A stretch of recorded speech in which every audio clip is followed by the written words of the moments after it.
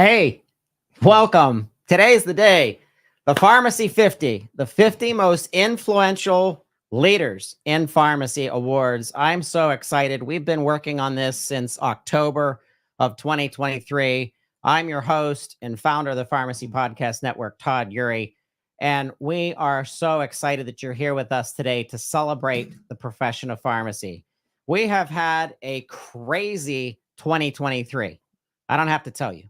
You were in the trenches. You were working with patients, getting their prescriptions paid for, getting them covered, fighting against PBMs, working in the health systems, working in rare diseases, community pharmacy.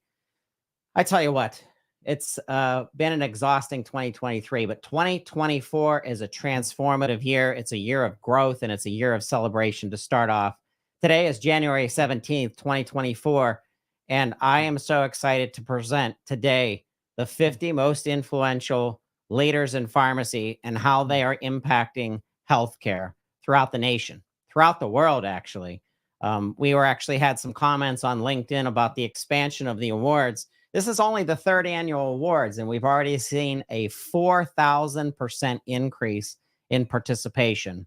And everything that we have done is all about patient care.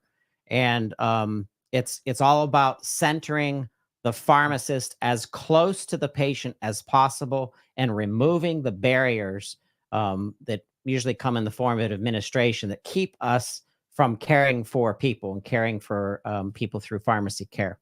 I am so excited. We are packed today with so many interviews with the Pharmacy 50 award winners and what it means to them to be an influential pharmacist, what it means to them to be an influential leader, because there are people on this list that aren't pharmacists like myself. I am not a pharmacist. I am a pharmacist advocate, advocating for you so you can advocate for the patient. Gil Bash, one of my friends and advisors from Finn Partners, has said to me so many times, it's the pharmacist that's the hub of healthcare. It's the pharmacist that advocates for the patient's voice in keeping them safe, number one. But there's so many things to think about when you think of the word safety and the type of influence that you have on payers, on administrators, on family members, on nurses, on physicians, on doctors, and what that means for better healthcare. I am pleased, and I'm also very proud to be working with IPC, the Independent Pharmacy Cooperative, who has helped us to raise this awards program to an entirely different level than what it was our first 2 years that did that. And with that, I would like to welcome Darren from IPC onto the show and helping us to launch the 50 most influential leaders in pharmacy. Darren, welcome. Hey, thank you, Todd. It is exciting to be here. As you said, I mean, the changes the industry's experienced this last year have been profound. I'm excited as you are that 2024 is a paradigm shift year for independent pharmacy. And we're proud to be a partner in recognizing the excellent work done by all these award winners. And the excellence demonstrated by them in these awards should give everyone in the industry confidence that pharmacy is poised to succeed in 2024 and beyond. We've got great operators, great professionals, and innovators at the helm that are going to be recognized today. And it's just super exciting to see where the industry's headed as we work to transform independent pharmacy and future-proof independent pharmacy into 2024 and beyond. Thank you. You're very welcome. Darren, I want to ask you what it means to an organization that is owned by pharmacy owners. Every single one of your members is also an owner, and what that means to seeing us go into a transformative year and some of the struggles that we all experienced, especially with the DIR fee apocalypse that we're kind of in the midst of now. But what's it mean to IPC to represent our industry, our entire profession with an awards program like this? You know, I think it's so important to learn from each other. And we learn so much from our members every day, what's working, what's not working. And our goal is to really share that information across our membership and throughout independent pharmacy. It's so important nowadays to not go it alone, but to understand the successes and even the failures that we experience day in and day out. It's just super exciting. Darren, I want to thank you and IPC. A shout out to Mark, a shout out to Matt, all the people that we've worked with over the years. We got to spend time with you at the NCPA conference. It was so much fun. Your commitment is just relentless. You're always there for memberships, and really the excitement that's coming from your digital team too. I cannot wait to talk more with your digital health team and what you're bringing to the table in 2024. So we're going to have you back on This Week in Pharmacy to dive into the digital health tools. We're excited to do that. Thank you, Todd, and thank you, everyone involved with the Pharmacy Podcast Network. Thank you, Darren. Talk to you soon. All right.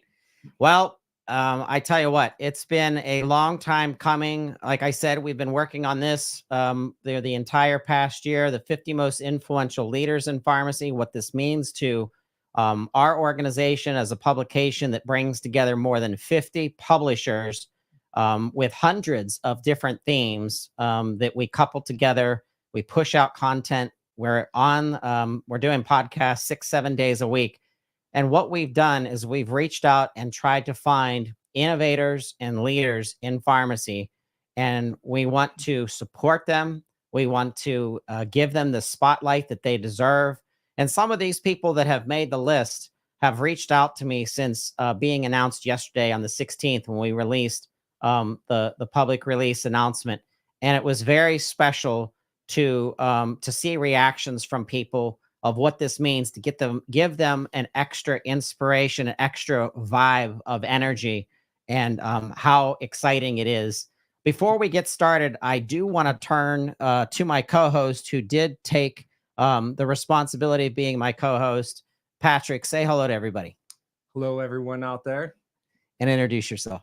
My name is Patrick Hussey. I'm a pharmacist from Pittsburgh, Pennsylvania.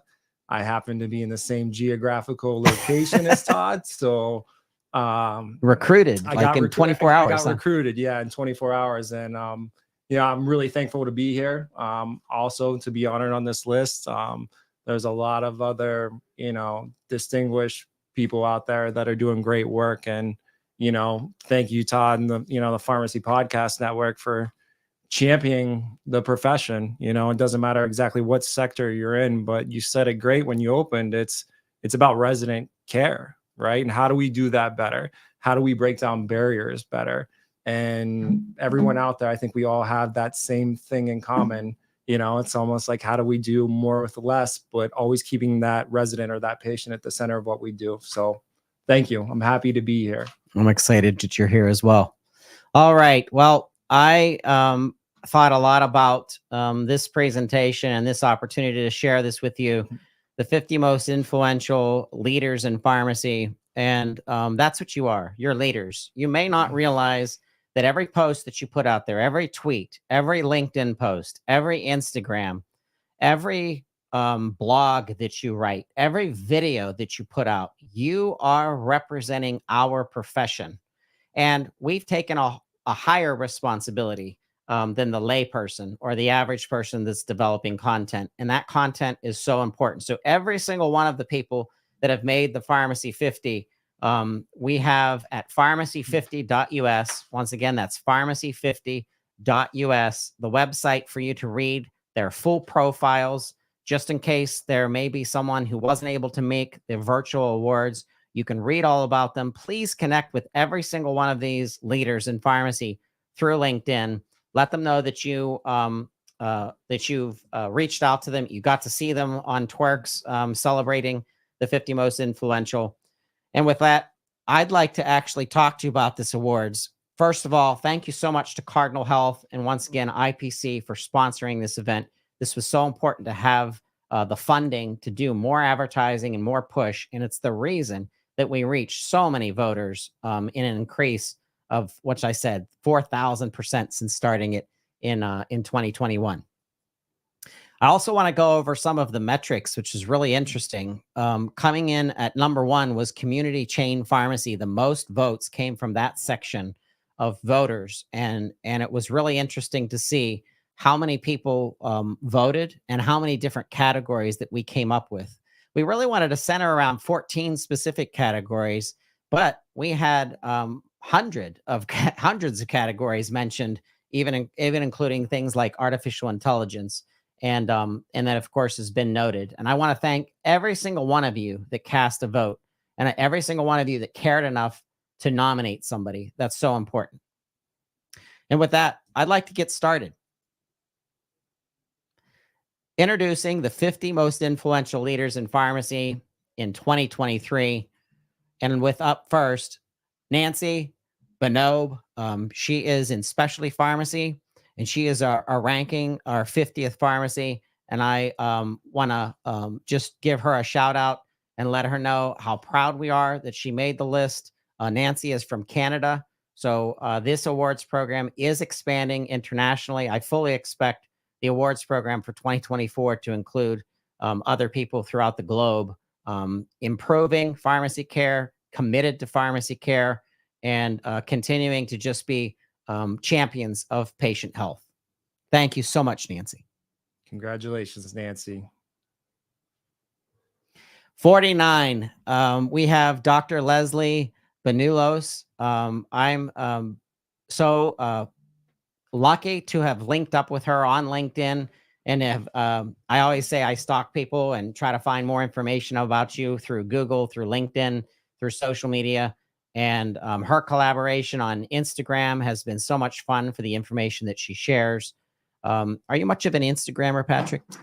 You know, I'm a peruser. I don't know that I put peruser. a lot, but now that my wife can tag me in her Instagram posts, I see them a little more. So Leslie is committed to health system pharmacy and will continue to grow in her career. But I want to say welcome and congratulations to Leslie. congrats, Leslie.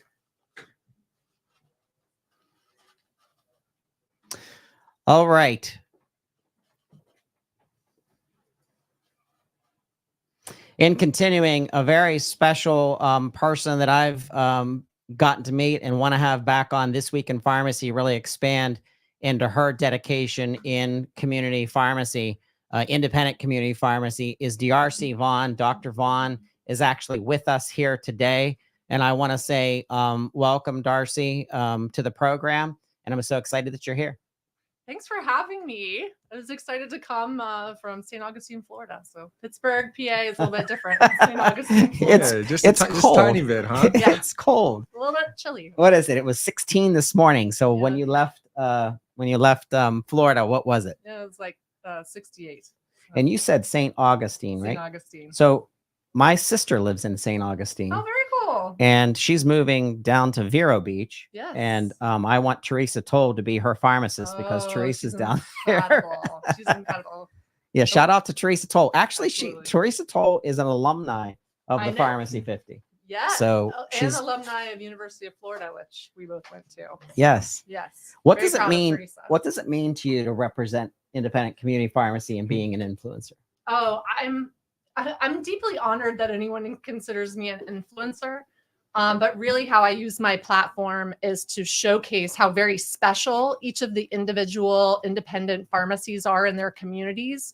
And I love to use my LinkedIn platform to really showcase how each pharmacy is doing it slightly differently and tailor making their pharmacy to serve the needs of their community. So for instance, we have some really high-end pharmacies in Las Olas, Fort Lauderdale. And so they've tailored their pharmacy very specifically for a high-end clientele with lots of compounding and a very boutique feel.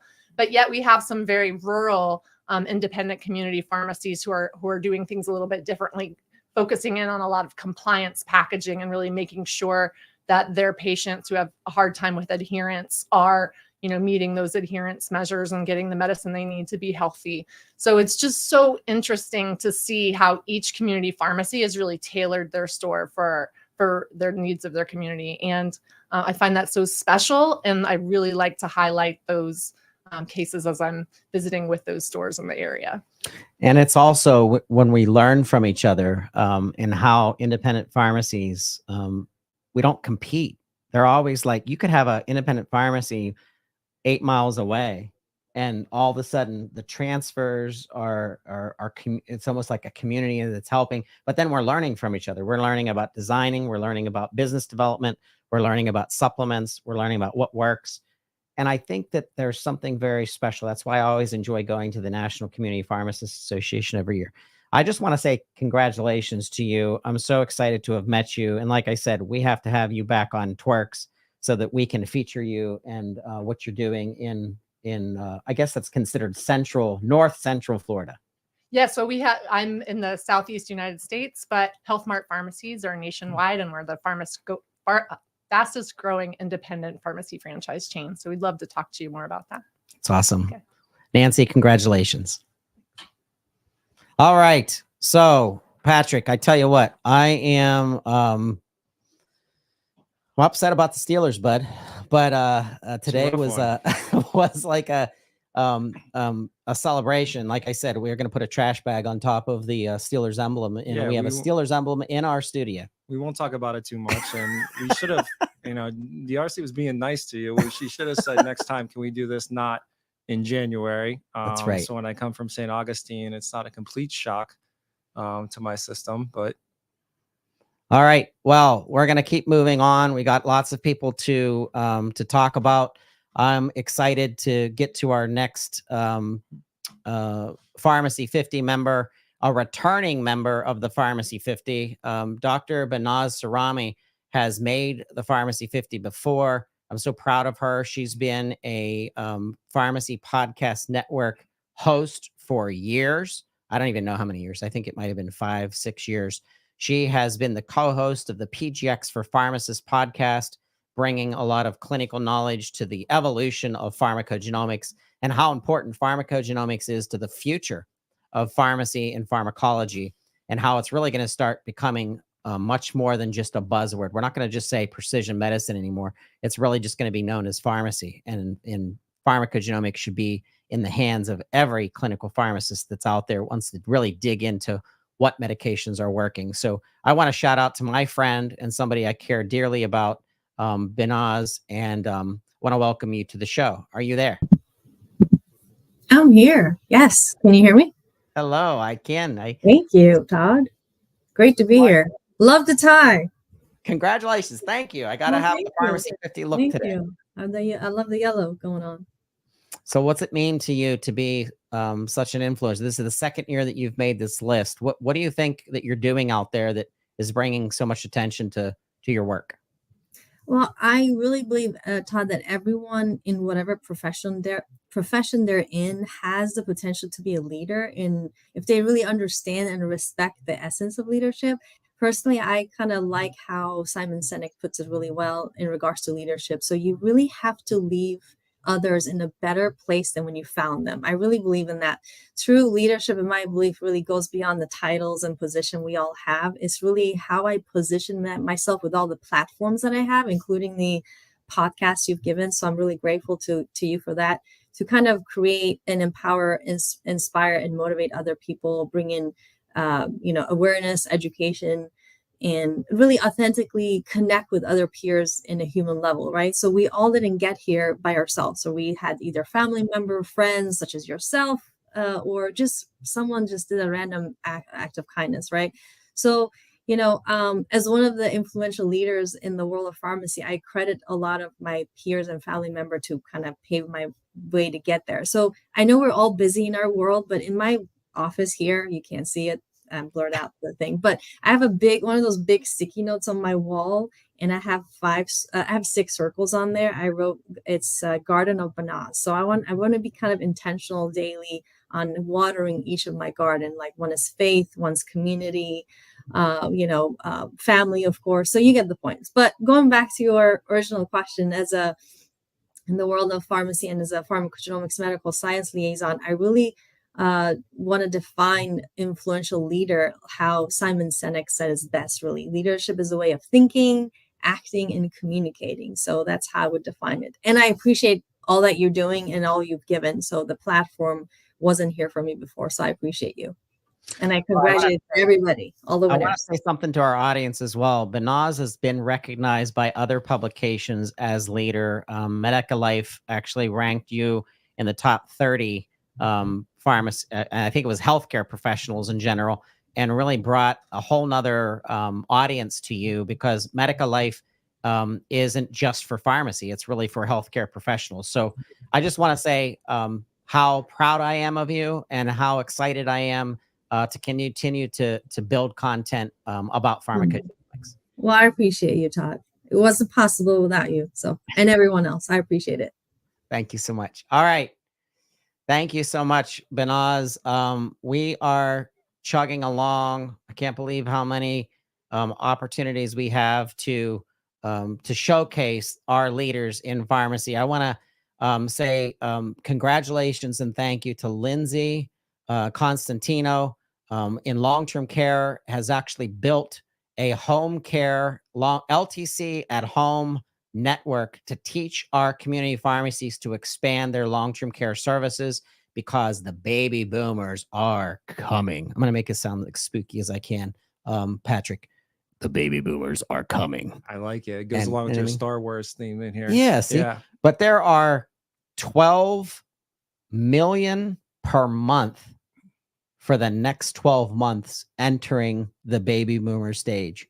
And that means that more pharmacy services at home are going to be needed. I want to welcome Lindsay to the Pharmacy 50. Hi, Todd. Thank you so much for having me. You're very welcome and congratulations. Thank you. This really is an incredible honor, and I think when everything was posted yesterday, and I started getting bombarded with messages, I was just really. It's inspiring to know that your peers think this highly of you, especially because I'm not a pharmacist in this industry, right? I call myself a pharmacy daughter. I grew up in a pharmacy, in a community pharmacy.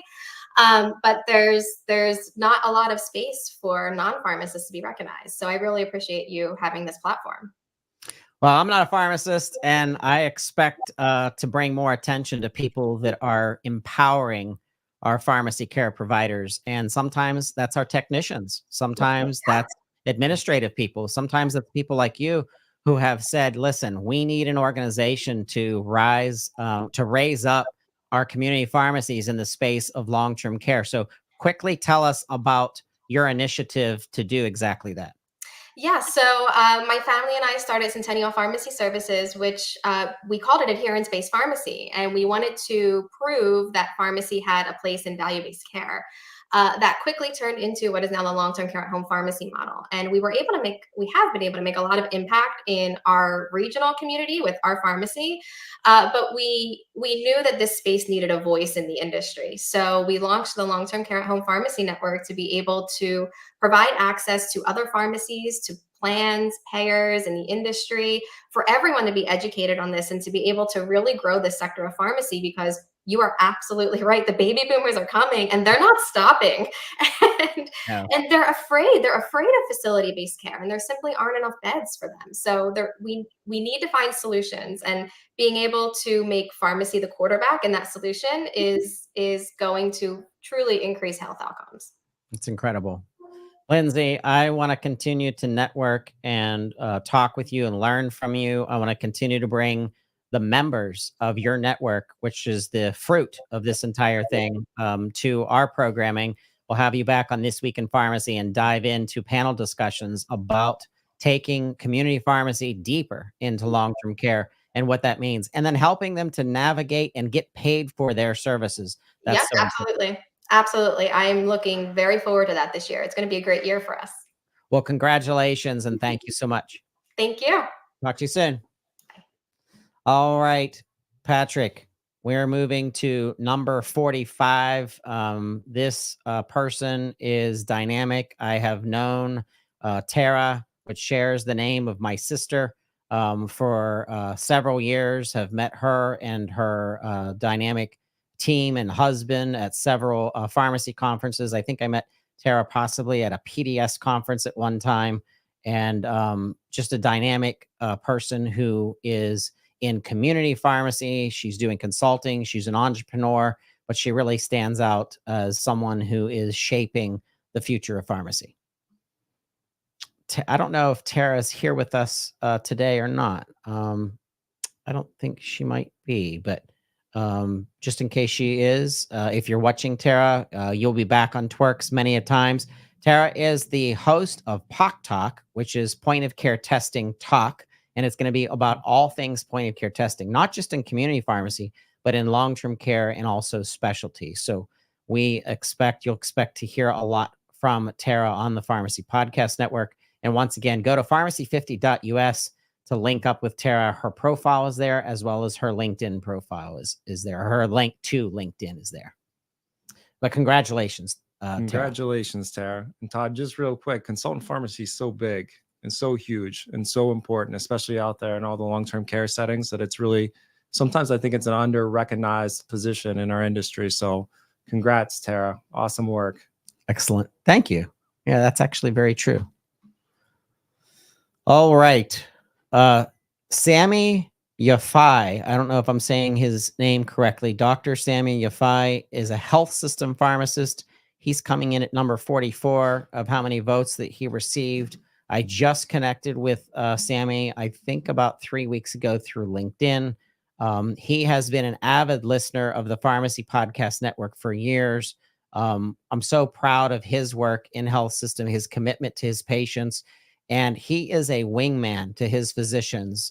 His physicians rely on him to keep patients safe, especially when there's a lot of chaos that happen in the hospital systems, and him being able to foresee what may take place depending on the actual situation, and being perceptive to all of that. So a shout out to Sammy and to making the Pharmacy 50 list.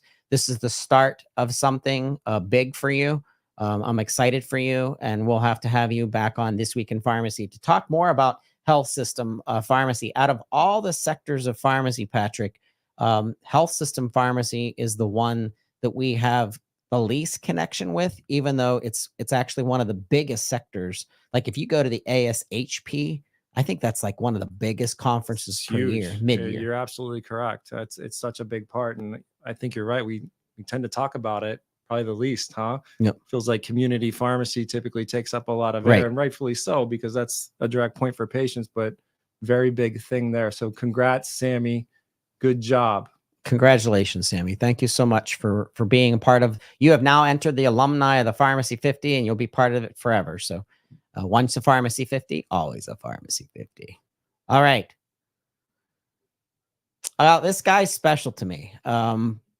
Dr. Robert Kress introduced me to the concept of what was functional medicine, and I didn't understand it. So we had several conversations, I want to say years ago. I think I've known Robert now for 10 years. However, his surge and his information and his dedication to functional pharmacy has eclipsed almost anyone else in the marketplace when it comes to codifying education and helping pharmacists in the community space, in the consulting space, in the long-term care space, apply it.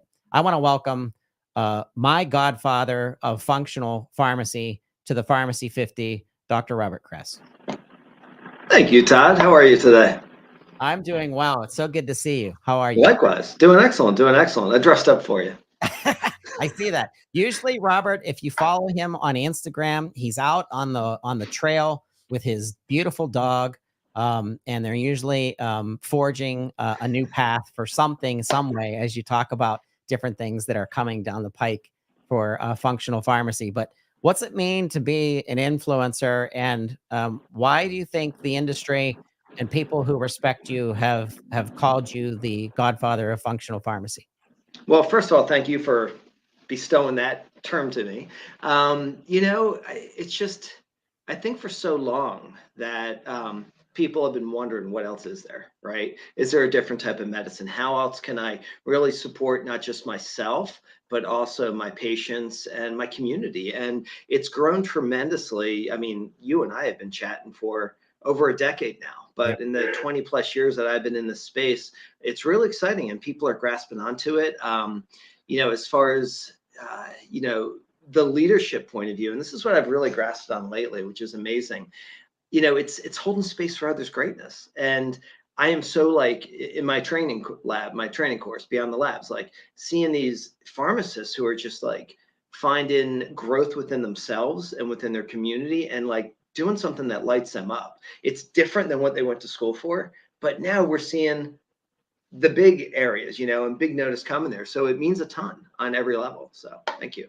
I also want to make a mention of something very special, Robert. You have blended your business with Dr. K, who's a physician who also practices in functional medicine. And you're very lucky to literally have a sandbox that you can experiment and think about and data analysis with someone who understands it, who's a physician. And the quarterbacks of medicine to be able to pitch the ball to a pharmacist and run with the treatment program. Talk to us a little bit about Dr. K. Yeah, no, we so Kay and I met, gosh, going on 6 years ago, and it was kind of like we practiced the same weirdness of medicine, right? Because it's not just functional, and that's why we call it beyond functional. It's the mind, body, it's the emotional, it's the energetics, it's everything that influences us. So our relatability was just linked right away. So it's amazing to actually work with a physician because, us pharmacists, we have our nuances, we have our talents, and so do physicians. So we come together under the same desires, the same things that we love, and the same things that we know our patients are looking for. So it's an incredible experience. And what Kay and I want to do, and you've had us, we've got the podcast with you, is further open up this triad of pharmacists, physicians, and patients. Because when you can work together on that and respect each other's talents, there's really unlimited things that can happen. So it's amazing, and she's an amazing physician, and I'm lucky. Awesome. Well, we expect to hear more from you coming in 2024, Robert. And I just want to say congratulations and thank you for being part of the Pharmacy 50. Appreciate you. And thank you for the voice. I've always said the voice that you've given to pharmacy. It was a long time coming. Absolutely. Thank you. Cheers. All right. This next person, once again, I keep saying that they're special to me, but they really are. I met Dr. Lisa Fast back when PDS was up and running full steam ahead. And she was a program designer, literally going into pharmacies and understanding how the marketing programs were either making the businesses money and helping them to move forward, or if it was to be ditched based on her trying it in her own pharmacies, because Lisa is a pharmacy owner as well. And her whole entire family is part of her business. She now runs Diversify RX, which is a leading marketing and business development design firm and agency, all dedicated to the success of independent pharmacy. And this is the second time that Lisa has made the Pharmacy 50. And there's no surprise to me why she keeps getting voted in by her peers who trust her to bring strategies and techniques that actually work in a community pharmacy to help them not only survive, but more importantly, thrive. Patrick, I'm not sure if you know Lisa, but this is someone I want you to link in with LinkedIn, because she's going to start to really expand into some long-term care at home components of the business of pharmacy as well. Yeah, absolutely. I actually don't know Lisa, but I can tell you another underlooked thing about our world is, in order to provide the best care, you've got to be able to keep the lights on. Yep. Right. So some of these things that I'm sure she's talking about are super important and very good, especially for new owners, who maybe don't have that experience. So I'll definitely take your word for it, and I'll link up with Lisa. Congratulations, Lisa. Congratulations, Lisa. So proud of what you're doing for our independent community pharmacies. And we can't wait to see you at Diversify Profit Summit 2024 coming up in, I can't remember because I have too many conferences. 2024. It isn't. It's coming up this first quarter, I believe. Yeah. I think it might be in March or something. But forgive me, Lisa. You can smack me later for not remembering the actual date. But regardless, we'll be marketing it through social media, and you have to go to Pharmacy Profit Summit Live 2024. And thank you. All right. I want to give a shout out to Dr. Janan Shawar, who is our Pharmacy 50 ranking in the 41st position. And I just met her and her dedication to pharmacy care and being an entrepreneur herself. And I've been so lucky to have met her. I want to welcome her to the Pharmacy 50 Awards right now. Hello, thanks so much for having me. Introduce yourself to our listeners. So I am Janan Sarwar. I am known as Book Janan in the world of pharmacy. It's an honor and honestly a true surprise to be on this list and to be a pharmacist. A lot of heartfelt thanks to each of you all involved in this initiative. A little bit more about me is that I've been in the book publishing world for this over a decade that I've been a pharmacist. My journey's really taken me to a lot of invaluable experiences. Most notably, I had a 7+ year tenure at the American Pharmacists Association, where I published pharmacy textbooks. That was how I contributed to the profession. And since 2021, over the past 3 years, I've been immersed in my current chapter of entrepreneurship, as you mentioned, as the founder of Global Bookshelves International. It's an independent publishing house meant to build community through literacy, raising underrepresented voices. So it's been a pleasure, a unique experience, if you will. Janan, why did you want to become a pharmacist? I wanted to help educate others. My father's a professor, and I really cared. I also had an extreme drug reaction when I was an undergrad, so I was very curious. Excellent. And it's been still a way that I can educate others through pharmacy, through helping others publish their stories, whether they're pharmacists or not. And I currently have been collaborating with pharmacists that have a lot of non-traditional pathways themselves, such as UI/UX designer Thierry Chim. And I couldn't have been here without the help of other pharmacists like business coaches like Jackie Boyle, Alex Barker, a lot of amazing people. So thanks again for having me. That's incredible. And congratulations. If people want to link up with you, we have your LinkedIn profile posted at pharmacy50.us. You can find Dr. Janan there. Is that, but you like using LinkedIn to connect and grow your network? That's my favorite platform. Yes, it's the best one. Or you can check out my website at bookjanan.com. Thanks again. Oh, excellent. Thank you. Thank you so much. And congratulations. All right. Continuing to move. We are humming along. This guy, I tell you what, Dr. Chris Antipas is a juggernaut of in the pharmacy profession. He has been elected as the Pennsylvania Pharmacists President for 2024. The Pennsylvania Pharmacists will have their annual event on February 2nd in Harrisburg, and he will actually be there. I can't, if we don't have enough time to talk about Dr. Antipas and what he's done in community pharmacy, as well as in specialty pharmacy, as well as in technology. He is in Texas right now on a work detail and consulting detail. So he wasn't able to be here, but he is a Pittsburgher, just like you are. Absolutely. I know Chris. Chris, I'm sure you're either watching or going to watch later. Congratulations.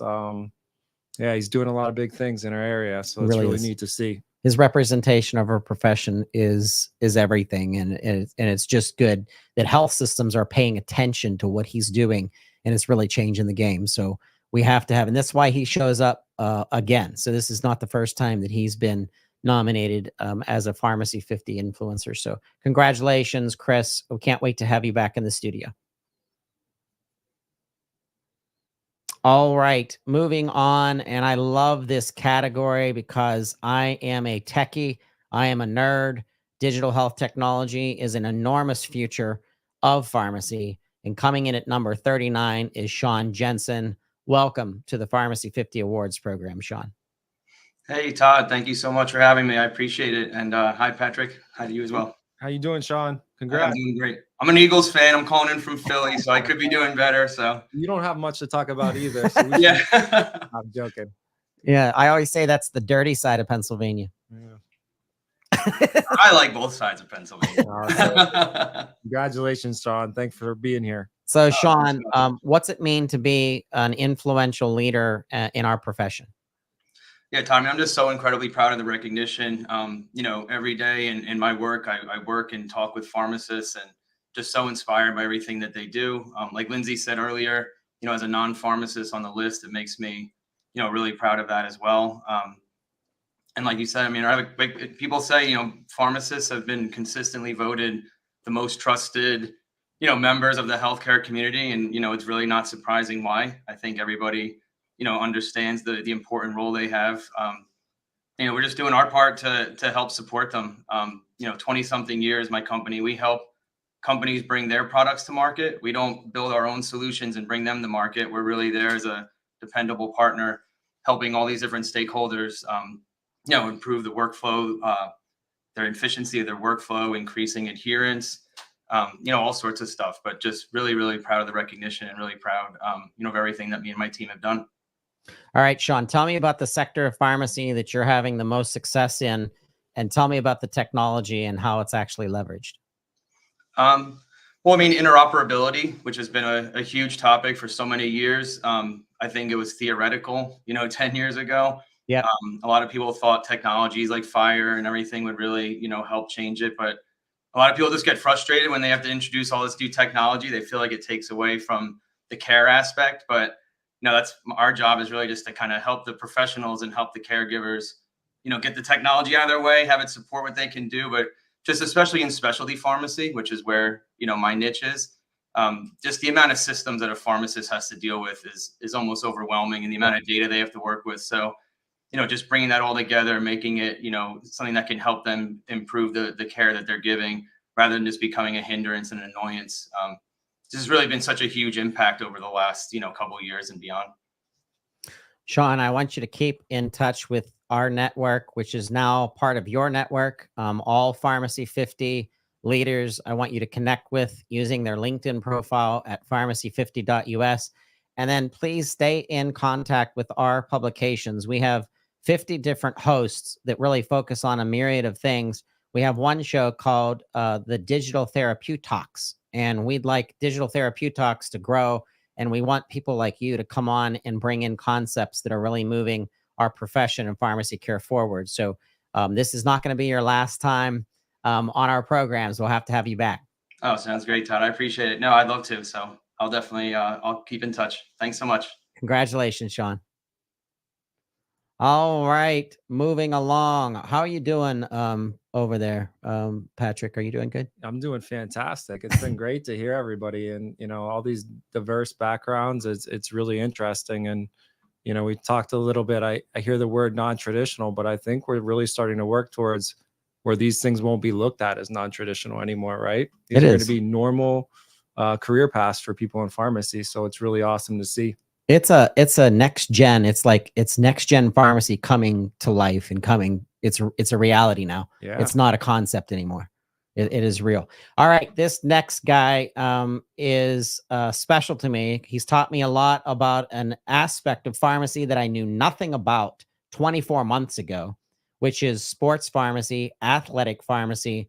And he has really helped to lead information and gathering information about sports pharmacy and what that means for pharmacists, what that means for community pharmacists that could be part of their football team. If you're in a college town, if you're part of a big healthcare system that doesn't really have any representation of pharmacists really understanding how athletics could be impacted by pharmacology, I want to welcome Dr. Hussein Homush to the Pharmacy 50. Hussein, I'm so excited to have you here. What's up, baby? How are you? Oh, Good to see you, man. Energy. Yeah, You doing all right? Yeah, I mean, this guy's a got a professional studio too? podcaster. I'm in the studio. I'm rocking my Bayern jersey. I you can't see it back here, but I have my stadium lit up, so I'm ready, baby. Let's do it. Awesome. Next Yeah. year we're at his studio, huh? I know. We're going to go to his studio eventually. We'll have to go down there. All right. Well, you can't see, but it's also my wife's office behind me too, so I wish I could keep it for myself, man. Make sure we ask her though. Of course, yeah, of course. What's going on? How are y'all doing? I'm excited that you're here. What's it mean to be an influencer in the profession of pharmacy? Todd, first off, man, thank you so much. I don't think my podcast or my following would be anywhere without you, bro. So I have to tell you how much I appreciate you, Brady, Tyler, everyone over there. I make the joke every single time, but I think you may look better than Brady today. Today you may have beaten him. Sorry, Brady. If I get that honor on one day a year, He's tall. He's handsome. Yep. I don't know. He didn't get the tall gene. It must have been from his mother line, but I tell you what, like I said, 24 months ago, Hussein, I knew nothing about sports pharmacy. You brought so much to the table: supplements, the medications, topical for pain relief. Talk to us about what we can expect in 2024 coming from the Sports Pharmacy Podcast. There's been really cool things we've been able to do specifically at the pharmacy that I own, Stonebriar Pharmacy in Frisco. I'm in a very affluent market, and close by is FC Dallas, one of the MLS teams. The headquarters of the Cowboys is down the street from us. Thank God the Cowboys lost. I just got to throw that in there. Go Pack. And exactly. And one thing that we've been able to do is connect with a lot of these athletic programs and show them the safe way of using medications and preventing them from anti-doping and things and of that nature. So now they're getting their supplements all from me at Stonebriar rather than going anywhere else, just from that small consulting. I took the time, met with all the athletic directors, and now my goal is to teach other pharmacy owners to do similar things and to advocate for people's wellness as well. So in 2024, we'll have a really big announcement coming up, and I'm sure I'll be on your show for us to discuss it. And I don't want to talk about it yet, but soon enough we'll be talking about it. Yeah. Don't give it away. I do want to say something quick. If you're a pharmacy owner and you're thinking of building cash-based businesses, I want you to reach out to Hussein, because he can help you build a specific program to go to your high schools, go to the colleges that are near you, go and start to cultivate and build out sports pharmacy. I appreciate you, man. Titans of pharmacy on this list, man. I feel honored just to be even remotely close to some of these people. Shout out to all the winners out there. Thank you, Hussein. We'll be hearing more from you. And once again, congratulations. Appreciate it, Stud. See you. All right, continuing to move along in this list. Excited about this next one because this is a gentleman that I just met about 6 months ago. He's a champion for his community. Dr. Daniel Bundrick is a pharmacist in South Carolina. He's dedicated to digital health and technology. His ranking is number 37. He is committed to his community. He actually has a deep interest in leveraging cannabis and CBD as a additional supplement and tool in different disease states and conditions that people suffer with, and then representing to physicians to talk about these conditions and the supplements and standing up for his patients, as well as his work and his time in the profession with over 30 years of experience. I just want to give a shout out to Daniel, and I want to say congratulations for now being a member and joining the Pharmacy 50. So thank you, Daniel. And we'll be having him on. We're going to be talking with Cannabis Pharmacy University. A shout out to my guys, Josh and Steve at Cannabis Pharmacy. We're going to actually have Daniel on. We're going to talk more about cannabis and CBD in healthcare and in pharmacy care. All right. We're moving on to number 36, Dr. Olivia Boskovsky. I want to have you enter our Pharmacy 50 Awards program, and I want to welcome you, Olivia. Hi, it's great to meet you. And I grew up in northeastern Ohio, which is right, Pittsburgh. Yeah. Go. Were you a Bengals fan or a Cleveland fan? We were actually Steelers fans. My Good. spouse and I. That was the right answer. Right answer.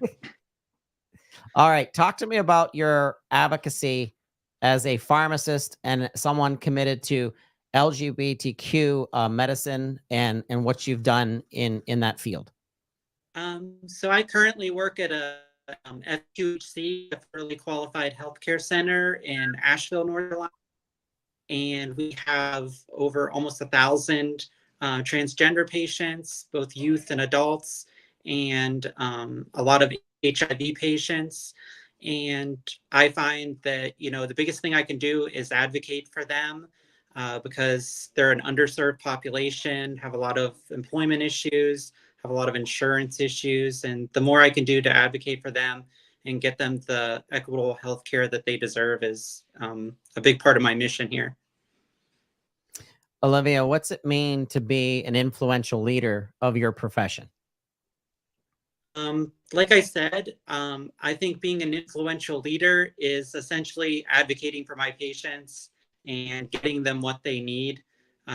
Because of all the state legislatures attacking LGBTQ people right now, it's really important to, stand up for them and advocate for them so that they can get the health care that they need.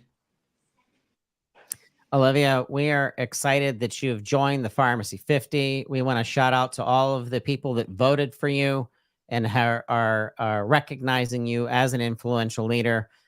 Like to actually have you back on a future episode of This Week in Pharmacy to dig down into some of the things that you are working on, specifically in the care that you provide as a pharmacist. So I want to say congratulations, Olivia. Thank you, and I'd love to be back. It was great meeting We'll you have you both. back. All right. Thank you. Take care. Thank you. All right. We are going to continue to move on with our awards, and we're excited about our next guest, who I have networked with for a little over 2 years now. And I actually met Dr. Sue Ojigir at the National Association of Specialty Pharmacy. I got to meet her and her husband, who's also in the healthcare industry.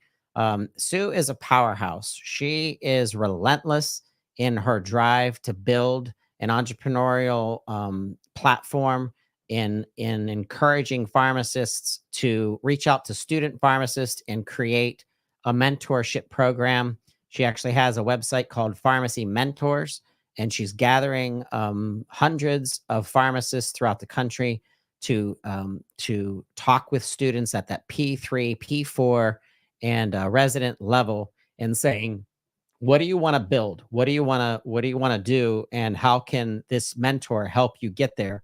I didn't have very much of a mentorship, Patrick, when I was young in my pharmacy career, when I entered technology, and I could have really used someone to kind of give me some guidance. Yeah, absolutely. I mean, I was fortunate. I did. I have a bunch that I could reference, and honestly, I can say for myself, without them, I'm not in this place. So a lot of credit goes to those people that you work with, and it's not always the great ones either. Sometimes it's the ones where you learn what not to do. Yep. Right? You see those things that don't work so well, and you kind of try to mold yourself out of the best pieces. So. Well, I want to give a shout out to Dr. Sue Ojigir. Once again, you can find her full profile at pharmacy50.us. Once again, that's pharmacy50.us. And then go to Pharmacy Mentors. I believe it's pharmacymentors.com. And if you are a pharmacist that would like to mentor a pharmacy student looking for additional advice for a very specific topic and or sector of pharmacy that they're interested in, it's invaluable. It's so important to become a mentor and guiding tool. So thank you so much, Sue, for all of your work. And we expect to have you back on Twerks later in the year. But congratulations, Sue. All right. Shout out to Dr. Ruben Seba for making the Pharmacy 50 list. I know this guy from Dave Marley back in the day with Marley Drug, and how the infusion of Ruben and his team took Marley Drug to a 50-state pharmacy to help people that couldn't get to their own community pharmacy. And the growth of Marley Drug has been explosive. I want to welcome Ruben to the Pharmacy 50 Awards. Thank you, Todd. Really appreciate being here. I'm so excited to have you. Talk to our listeners, tell our listeners about your story and how you got involved in Marley Drug and why it became so successful. Yeah, no, thank you for the opportunity. Our company acquired Marley Drug several years back as a way of making our drug that we have, which is an FDA-approved drug called Zypitamag, available to all of the American population at a very affordable price, rather than going through the traditional insurance channel, which is often challenging for patients and sometimes very cost prohibitive. We utilize Marley Drug as a channel to bring our drug to a broader audience and patients, and we've extrapolated this with other business partners and other manufacturers that have started working with us. And we also offer almost 1,500 other medication through our platform that, regardless of where a patient may be living in the US, they can acquire these medication at a very affordable cash price, whether they're insured, uninsured, or underinsured. Why is it important to be an influencer in the pharmacy profession? What does that mean to you, being an influencer? A very good question. For me, as a business development lead at Marley Drug, being in this leadership role signifies a commitment to both innovation and service. It means staying on top of industry advancements and innovation and leveraging them to enhance our operational efficiency at Marley Drug. It involves leading by example, fostering a culture that prioritizes patient care, and empowering our team to go that extra mile to provide that high quality of care for all Americans through our pharmacy. Ultimately, it is about steering our company towards growth and success while staying true to our mission of providing quality health care for everyone. Dr. Ruben Seba, we're proud to have you here. Have to have you back and dig into some of the other pharmaceutical products that you're going to help bring to market and get out through your 50 availabilities throughout the entire country, which is just a feat to get license and NABP and the whole thing that you guys went through to get there. But I want to congratulate you being part of the Pharmacy 50. We can't wait to hear more from you in the future. Definitely. Would love the opportunity, Todd. Thank you. Thank you, Ruben. All right. I met Dr. Jessica Mills at the first Diversify RX Profit Summit Live, which once again, Dr. Lisa Fast put together. And when I heard her speak, I was actually distracted at first because I was taking pictures, but I actually sat down and started listening to the passion and the confidence that this Doctor of Pharmacy had. Welcome to the Pharmacy 50, Jessica. Thank you. Okay. Yes, you're coming through just great. Awesome. Thank you so very much for just creating this platform, for creating the recognition. And I'm absolutely honored. I love everyone that's on this list. I love the passion for our profession and how much of a difference we are able to make. So thank you so much for recognizing me and for allowing for this to be a thing and to exist. It's fantastic. You have been a magnet for independent community pharmacy owners since that time. It's probably been before that time. That's when I started tracking you. What do you think you're doing that is creating so much, attraction to some of the processes and some of the programs that you believe in and that you practice yourself? And that's something that I want to state. You don't just say stuff. You actually get in your own sandbox and practice it first, make sure it works, and then you push it out as a program. But talk to me about that. I do. Thank you. Is one of the biggest things that I really wanted to actually start walking out. And I wanted to make sure that I was able to really, truly do this. I think the biggest thing that's really drawn people in is the authenticity, as well as the passion. I didn't get into this because it was a profitable niche. I didn't do any of that. I got into this because the people that I loved were needing help and support, and they were not getting their needs met in the traditional medical model that we have here. And so I decided to kind of take the gloves off and practice at the top of my ability to learn the things. And along the way, I've been able to help a ton of my patients, as well as other independent pharmacy owners, as well as, people that I've met on airplanes. We do medical consultations anywhere. But I think it's the authenticity and it's the passion, and it's because it really, truly is what I love doing. And it's helped so many people, and that would be why. Yeah. Jessica, making up for my blunder earlier, when is Pharmacy Profit Summit Live 2024? So it's March the 10th. I know it's the 9th and the 10th. It might be the 10th and the 11th. I know that I speak, so I'm doing the Midnight Mastermind, which is the first time that Lisa's ever had something like this. She got it from FunnelCon and from some of the other conferences in different industries. So I do that on March the 10th. So I know that we're going to be in Dallas, and then she's got an inner circle that's on March the 12th and 13th, I believe. So I'll be in Dallas for like an entire week, and right now it's 8 degrees outside. So I'm super excited to be somewhere where it's a little bit warmer. So yes, yeah. But in March. Yeah. Thank you. Thank you. See, Lisa, we knew we were going to make up for it. March 10th, 11th, 12th. Jessica, we can't wait to see you again. Like I said, that's the first time I met you and watched you and listened to you speak. And every time I hear you, you bring something new to the table. So I can't wait to see you in Dallas on March 10th, 11th, or 12th, or whenever you're speaking that. That's perfect. Thank you so much for this. It's been Congratulations. thank you. Thank you. All right. Moving on. Number 32, Dr. Mila Marshall.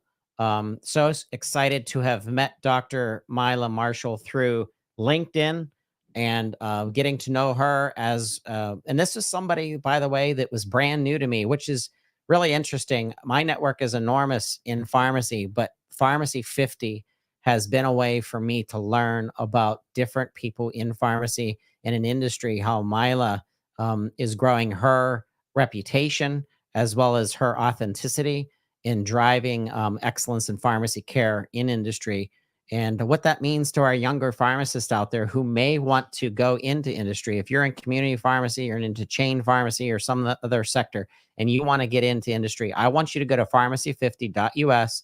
I want you to find Mila's profile, number 32.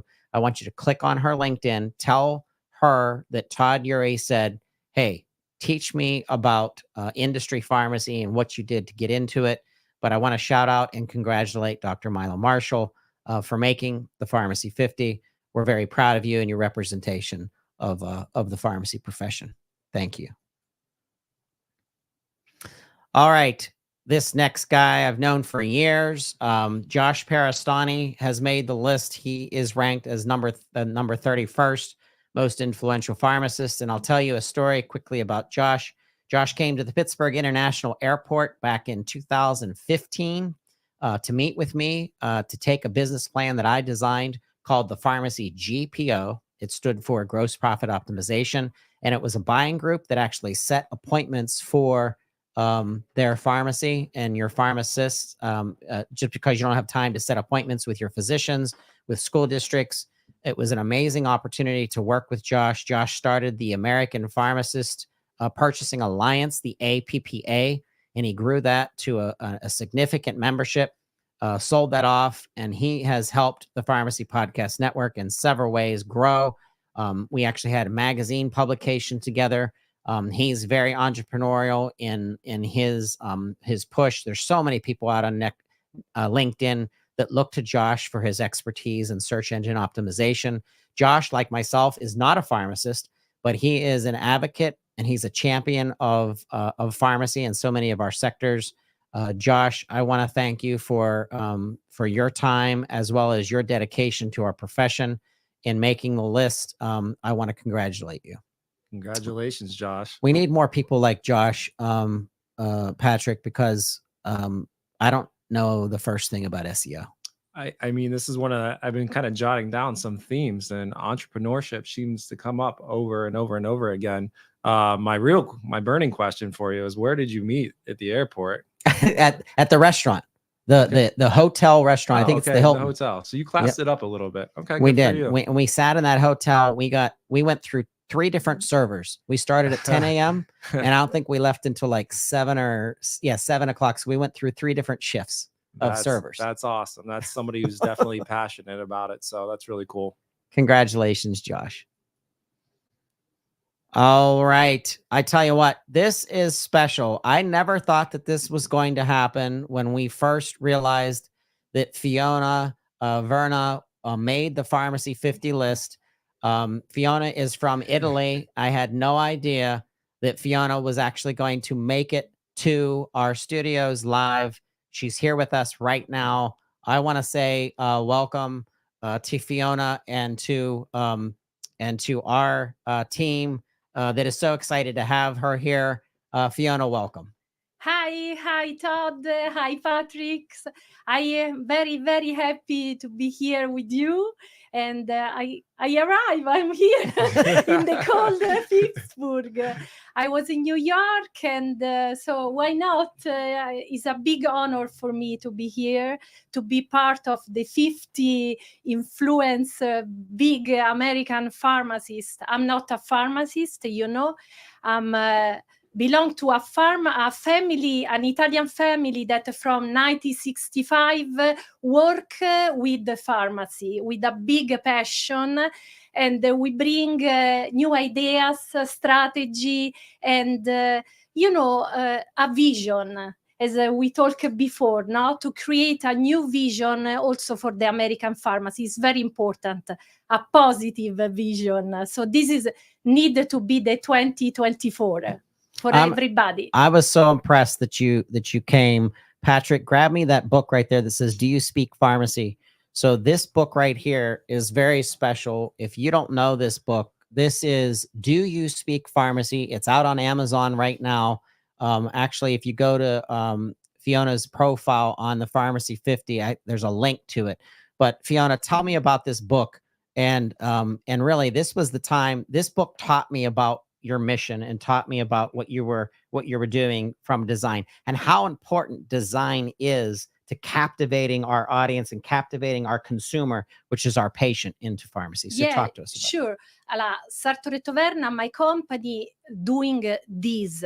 So practically, you need to take a look of your pharmacy, your front end, and ask to yourself, I'm doing everything right, or the market is changing and my pharmacy is still the same for years from my father, my grandfather, because the market is changing all the time.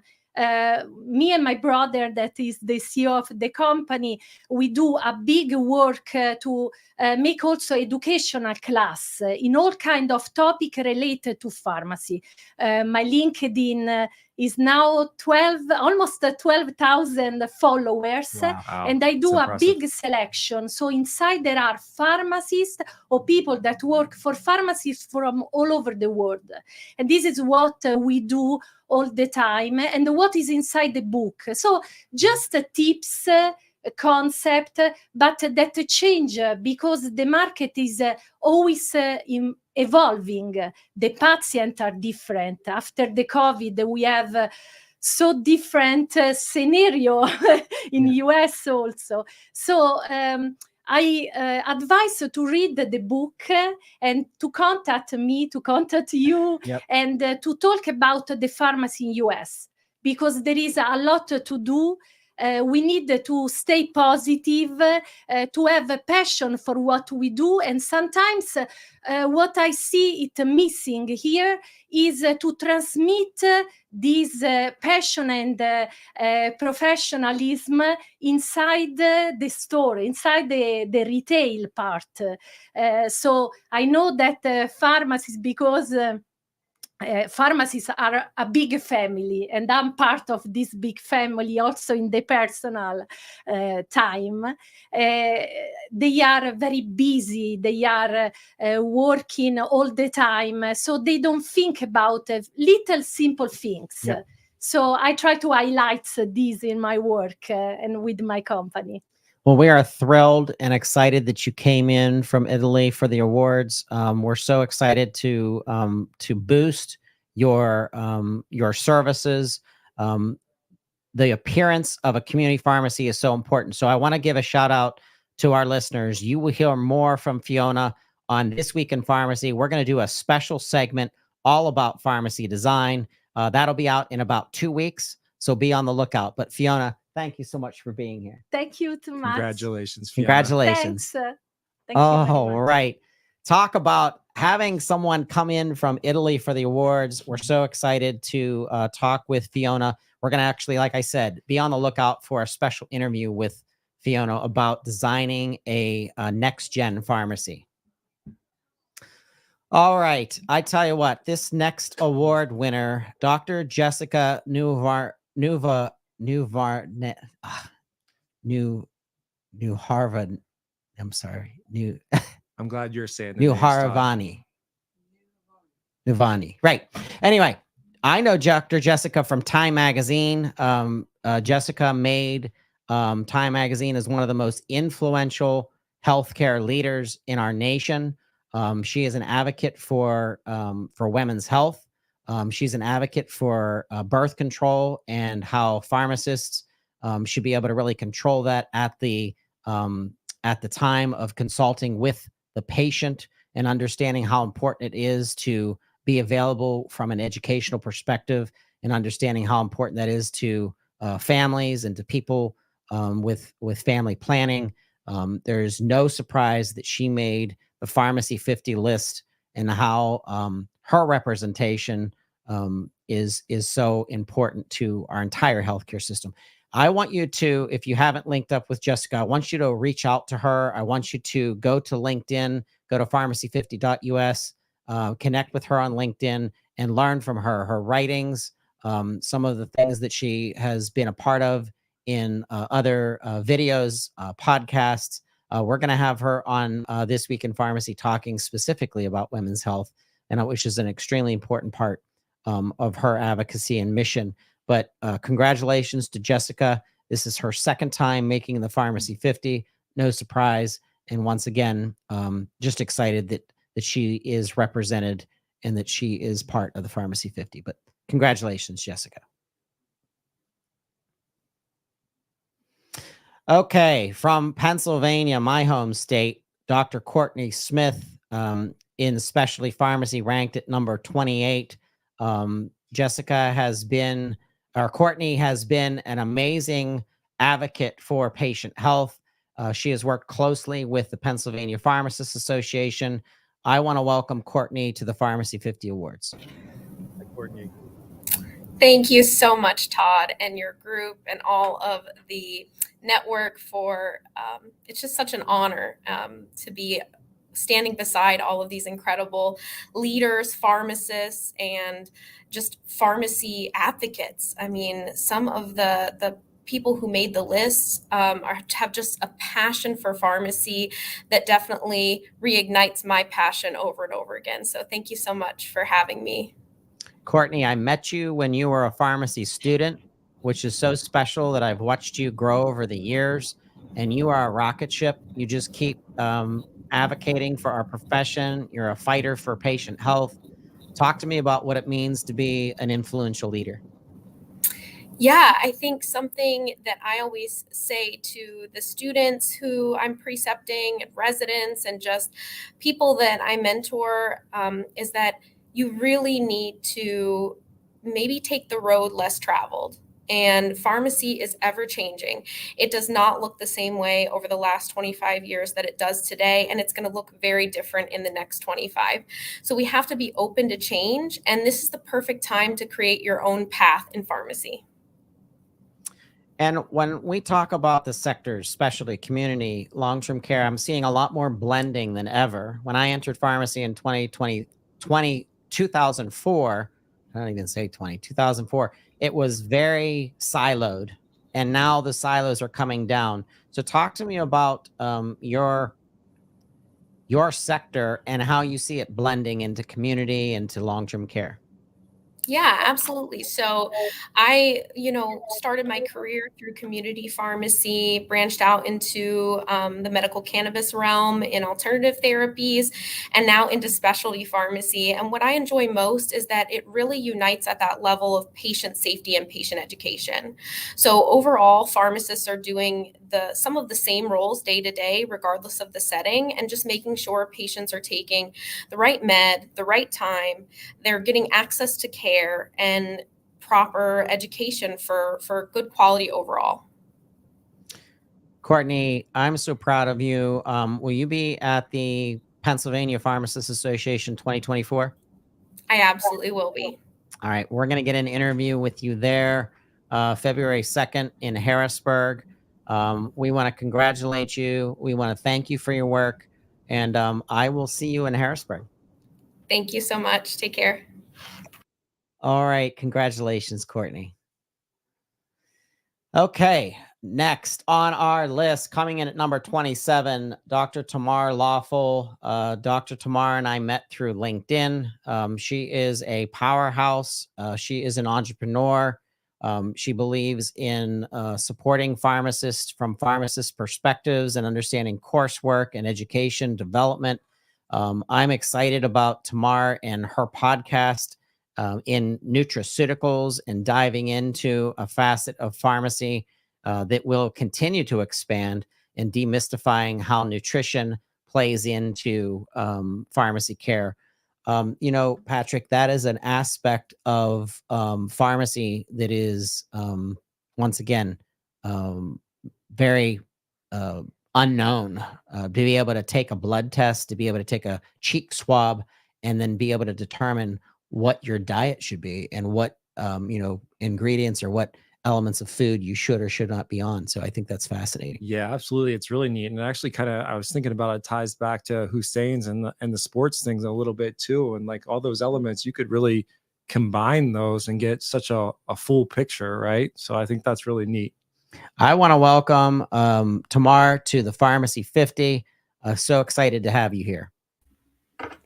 Thank you, Todd. Hello, Patrick. Thank you for having me. Oh, all right. Well, I'm going to start off with the hard question, and that is describe to us the future of nutraceuticals, nutrigenomics, and how mapping what someone should or should not be eating based on their DNA. Talk to us about that.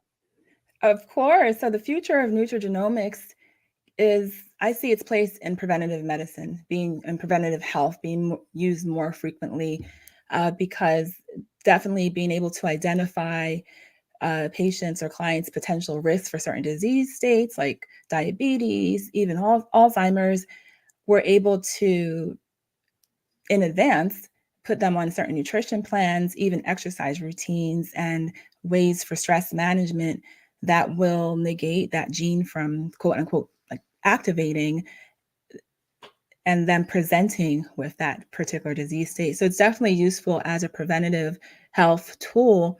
But and also if they already have a certain disease state, some of the reversible ones like diabetes, high blood pressure, nutrigenomic testing can definitely be used to be more specific and customize their nutrition and fitness plan.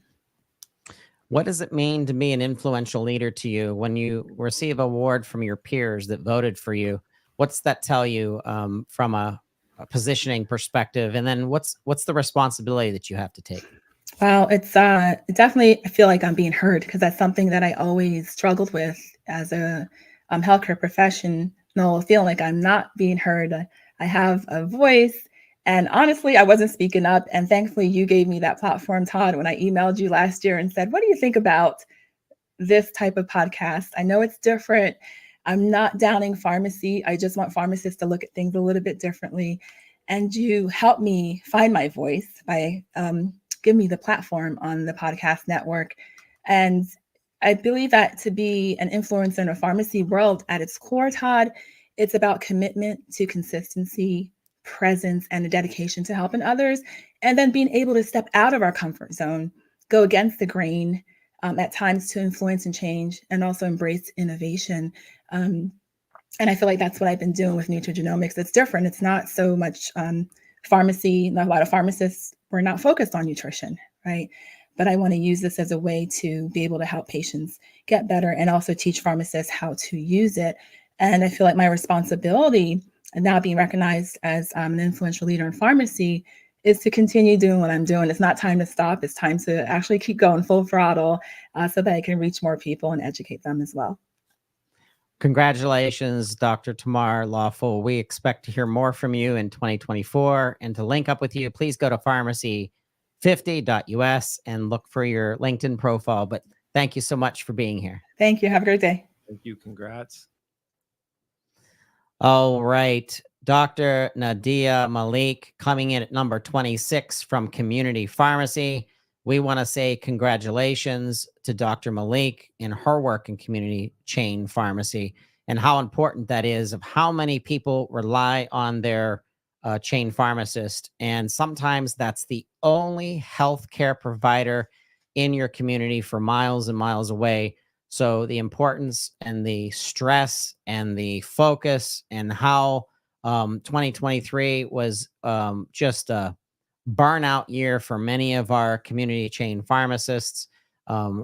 Being able to have Nadia on the list to represent that sector of pharmacy is very important. I want to say congratulations to Nadia. Once again, link up with her through LinkedIn by going to pharmacy50.us and her profile, scroll down to number 26. But congratulations, Nadia. And we'd like to actually hear more from you in the upcoming year in 2024. So congratulations. All right. Dr. Jill Boyette, PharmD, medical science liaison, an aspect of pharmacy and pharmacists and even physicians crossing over and being industry experts for pharmaceutical manufacturers, clinical trials. I want to welcome Jill to the Pharmacy 50 Awards. Hey, Todd. How's it going? Thank you for having me. Congratulations. Thank you so much. I'm so happy to be here, and thank you so much for this platform and recognizing all of us in this industry that I know and love for over 20 years. So appreciate it so much. And I just stumbled upon the Pharmacy Podcast Network from my good friend DRC Vaughn, who's also a winner this year. Yes. We had her in the studio just minutes ago. Talk to me about medical science liaison and how you made the transition in starting your pharmacy career and getting into becoming an MSL. Sure. Thank you so much. So I've been in industry, or I've just transitioned to industry recently. Just September of 2022 was my entry. It was a bit of a difficult journey to get in, as you know, and a lot of pharmacists can attest to this, that everybody wants to be in this side of the dark side, if you will. And so it's a difficult transition, especially coming from the traditional pharmacy, whether it be community or hospital. It's almost like a good old boys club, and you have to know someone to get in. So networking is key. And I found that networking through LinkedIn really did help me a lot. I also started following a lot of different podcasts on LinkedIn, one namely being the MSL Talks podcast with Tom Caravella, and now yours as well. So networking is very, very crucial, not only to hopefully link up with people in the industry and get to know them, find commonalities, and then eventually, you know, as you've built that relationship, then hopefully they can help you integrate into a position that they might have opening in their company. In my case, I heard a podcast with my now boss, and he was being interviewed on MSL Talks. So I reached out to him, connected, asked him a few questions about his experience in rare diseases and as an MSL in his career. And it kind of just naturally flowed into eventually him saying, okay, you know what? I like your personality. I have a job opening. I would love to have you come in and we can talk a little bit more. So that transition was a lot of work and a lot of, you know, developing the relationship and ensuring that I was basically giving him a little bit, getting a little bit, it was a give and take. So it was good. But, the transition was definitely interesting, a bit difficult and challenging, but I'm here now. And then utilizing my networking skills is something that is definitely crucial in the job as an MSL, and talking with providers, practitioners in the field who manage the patients and the disease states that we're, obviously we have products that can help these patients in their lives. All right, we are excited. We're going to be doing a mashup with MSL Talks, so hopefully we'll have you back. Yes, I'd love to. I keep telling Tom I'd love to be a guest, and he keeps saying he's going to call me. So, hey, maybe we can make it happen. We'll make it happen. Well, congratulations. Thank you, Todd, and thank you so much to the Pharmacy Podcast Network for doing this for us. It's wonderful. You're very welcome. We're so proud of you. Thank you. All right. Okay, number 24. I tell you what, Bled Tanoe, Dr. Tanoe is a powerhouse. She started hashtag Pizza is Not Working, which caught flames and just set the nation on fire to bring attention to burnout in chain retail pharmacy, and her standing and being an advocate for our chain retail pharmacies, and how special Bled has become to thousands of our chain pharmacists that are working so hard. And Bled is not against chain pharmacy. She's actually for them. She just wants different policies to be changed within chain pharmacy. And we're so proud and excited to see Bled make the list for a second time She was on the list for 2022, now making the list for 2023. She'll be at the Farm at Sea Cruise. Once again, the Farm at Sea Cruise taking place in July. If you want to meet Dr. Tanoe in person, get your tickets. We can't wait to actually see her. I met her at the APHA 2023, and she'll be at APHA 2024. And the Pharmacy Guild is a union that she is helping to organize for our chain community pharmacists. And she'll be able to explain a lot of that there. So don't miss it if you go to APHA 2024. Congratulations, Bled. Okay, coming in at number 23, Dr. David Randolph. We are excited to have Dave here. Dave, welcome to the Pharmacy 50 Awards. Thanks, Todd. I appreciate this. This is a huge honor. I do want to correct you. I'm not a doctor. I'm a BS. A BS. I'm a good BS. A BS farm. Yeah. I remember that. My first BS farm I met and got to know was Harry Travis from Pittsburgh. He was a consultant in specialty pharmacy to this day. But talk to me about being a influential pharmacist and getting recognized by your peers from this award. Oh, it means the world. It's such an honor. I was so surprised when I got your email. That was really cool. In fact, it made my 2024, which has been really rough for a lot of independents and small chain and grocer pharmacists. It made a good start to 2024. So I really appreciate your podcast, and I appreciate the recognition from my peers. Well, I want to congratulate you, Dave. We'd like to actually have you back and talk more about what you're doing in independent community pharmacy. But I want to congratulate you and encourage people to link up with you on LinkedIn. Thank you. I appreciate it. Thank you. Take care. Yeah, Todd, one thing I would like Yes. to tell people out there, it is really important, and I don't care if you're a chain, a hospital, or an independent right now, and I've been doing this for almost 30 years, and I never dreamed we'd be at this point, but we really have got to start advocating for our profession, because people outside of pharmacy are taking it away from us, and it's happening step by step by step, and pretty soon it may not be recognizable as what it once was. And I know things are changing. It'll be totally different, but we don't want to give up our profession to those not in the profession.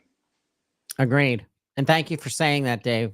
I appreciate that. We'll continue to boost content that you put out on LinkedIn, and then hope to see you at an industry conference like maybe NCPA in October. Yep, should be there. All right. Thanks. Talk to you soon. Congratulations. Thank you. All right. Coming in at number 22, Dr. Eric Huckins in specialty pharmacy. I want to welcome him to the Pharmacy 50 Awards.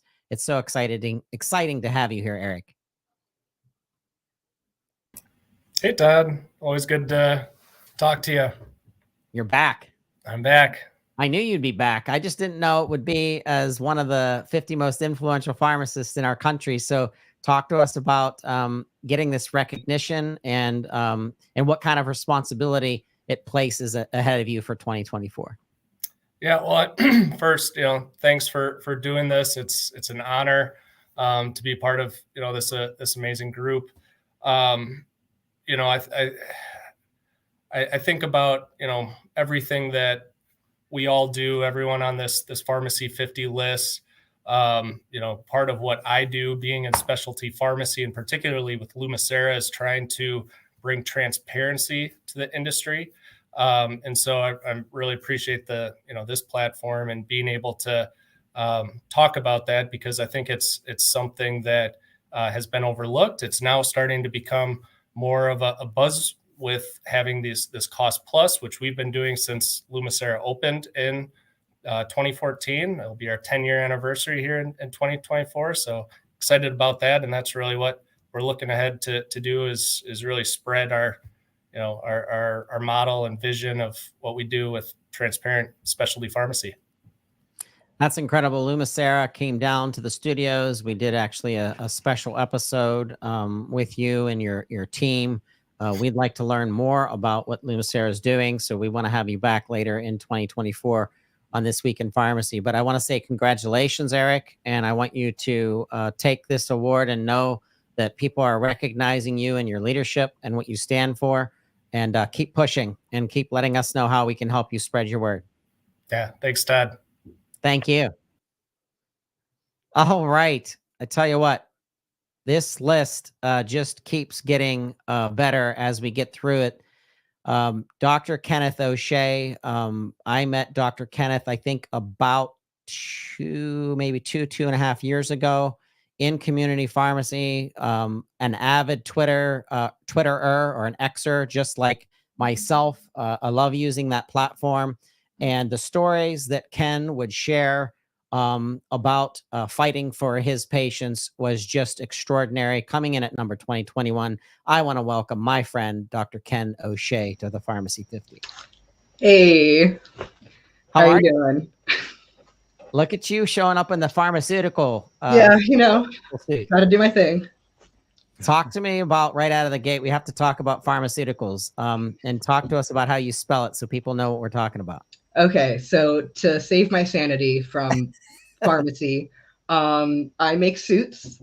So it's, if you ever want to take a look, it's on Instagram. It's at pharma.suit.icals, pharmaceuticals. Pharmacy. But so I'm actually repping my trans pride suit today. So it's actually the first suit I ever made. So incredible. It's my baby.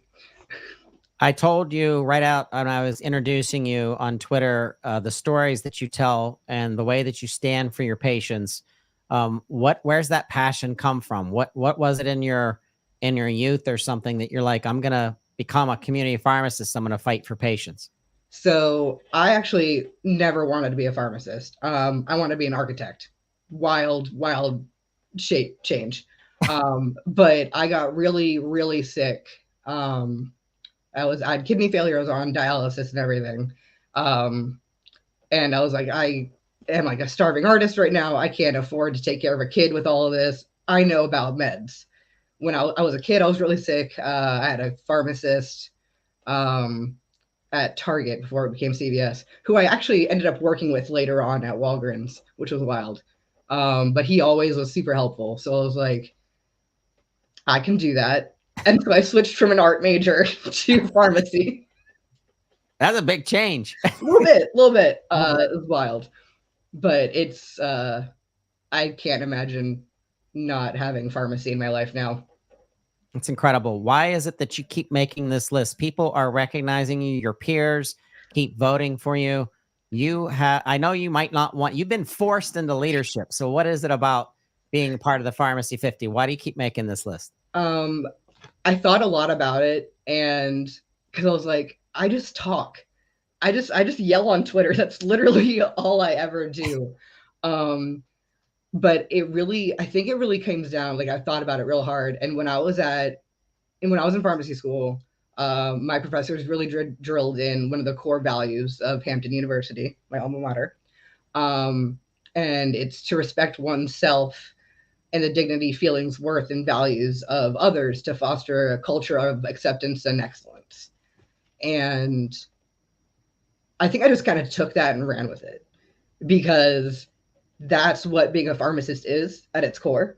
Yep. Is you've got to respect someone's dignity, their feelings, their worth, their values, in order to create the environment, the community that we want. And pharmacist is the perfect position for that. So now I go back and I teach health disparities lectures at my alma mater. I've also done it at Notre Dame of Maryland, Kansas University. I teach hormone lectures so that the new generation of pharmacists have that knowledge going in. And I always pair it with, sensitivity training, cultural things for everybody to know. And then I went further with it. I don't think I actually told you about this. I'm actually now on the board of directors for a local trans nonprofit called the CALOS Coalition, CALOS Coalition. We are working towards owning our own trans operated pharmacy and clinic. And we can make it happen. And it's just being loud. And like, that's how I got that position, is I was so loud, and it just gave me more opportunities to be loud. It's great. It's really working out in my favor. But also in the favor of all of our patients, that we can now help and know that we're here and know that there are resources for them that otherwise, if I hadn't been so loud, they wouldn't have known, they wouldn't have gotten maybe the care they needed. Yep. Well, we're going to have you back because I want to dig into this story. But I just want to say congratulations. I can't wait to see you. Hopefully you'll make one of the National Association meetings, but we'll be tweeting away at each other, and we'll get you back on This Week in Pharmacy for sure. Can I say one thing before I get off? I just want to say that while I have this platform and while there are so many other pharmacists watching, we are at an position now where we can see so many things going wrong in healthcare with gender affirming care, the opioid crisis, and how the system treats people with substance abuse disorders, and Black maternal mortality rates. Sorry.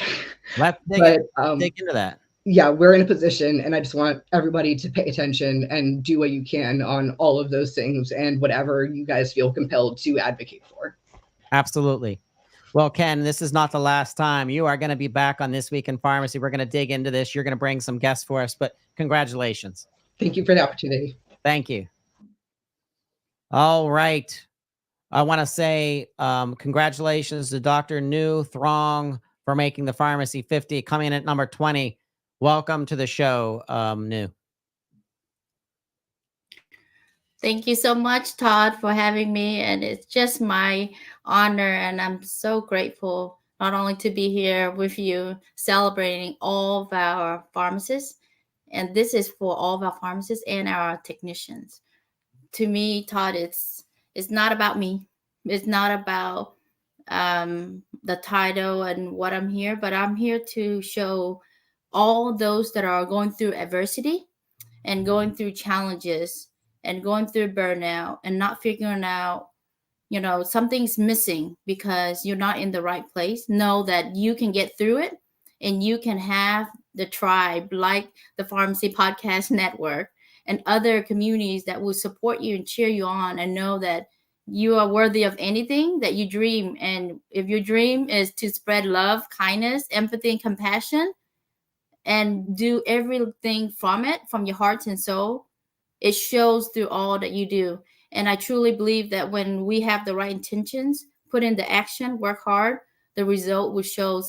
And that is what I'm here to tell everyone. I'm celebrating every single one, including Todd here, that's making our profession. So thank you for all that you do. And thank you. We can't do it without you. We're all better together. Together RX. That's what I say. Together RX. Well, congratulations.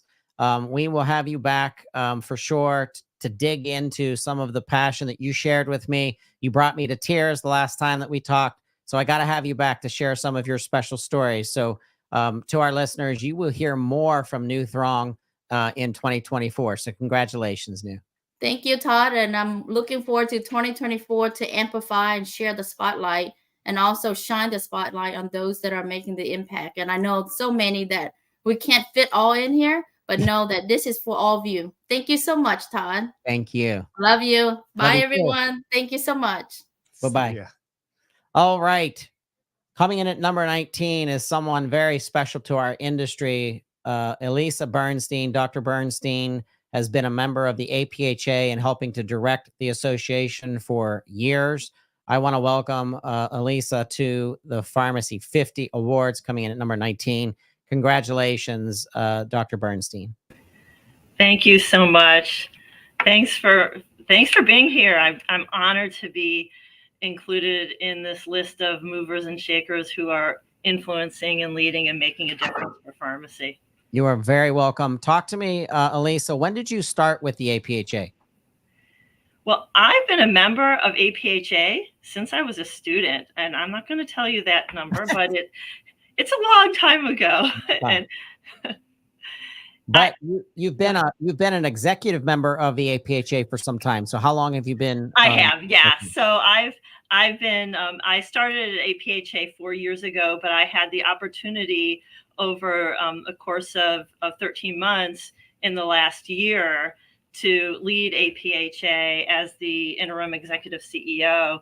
And it was an amazing experience because, APHA tries to be the goal is to be the voice of pharmacy.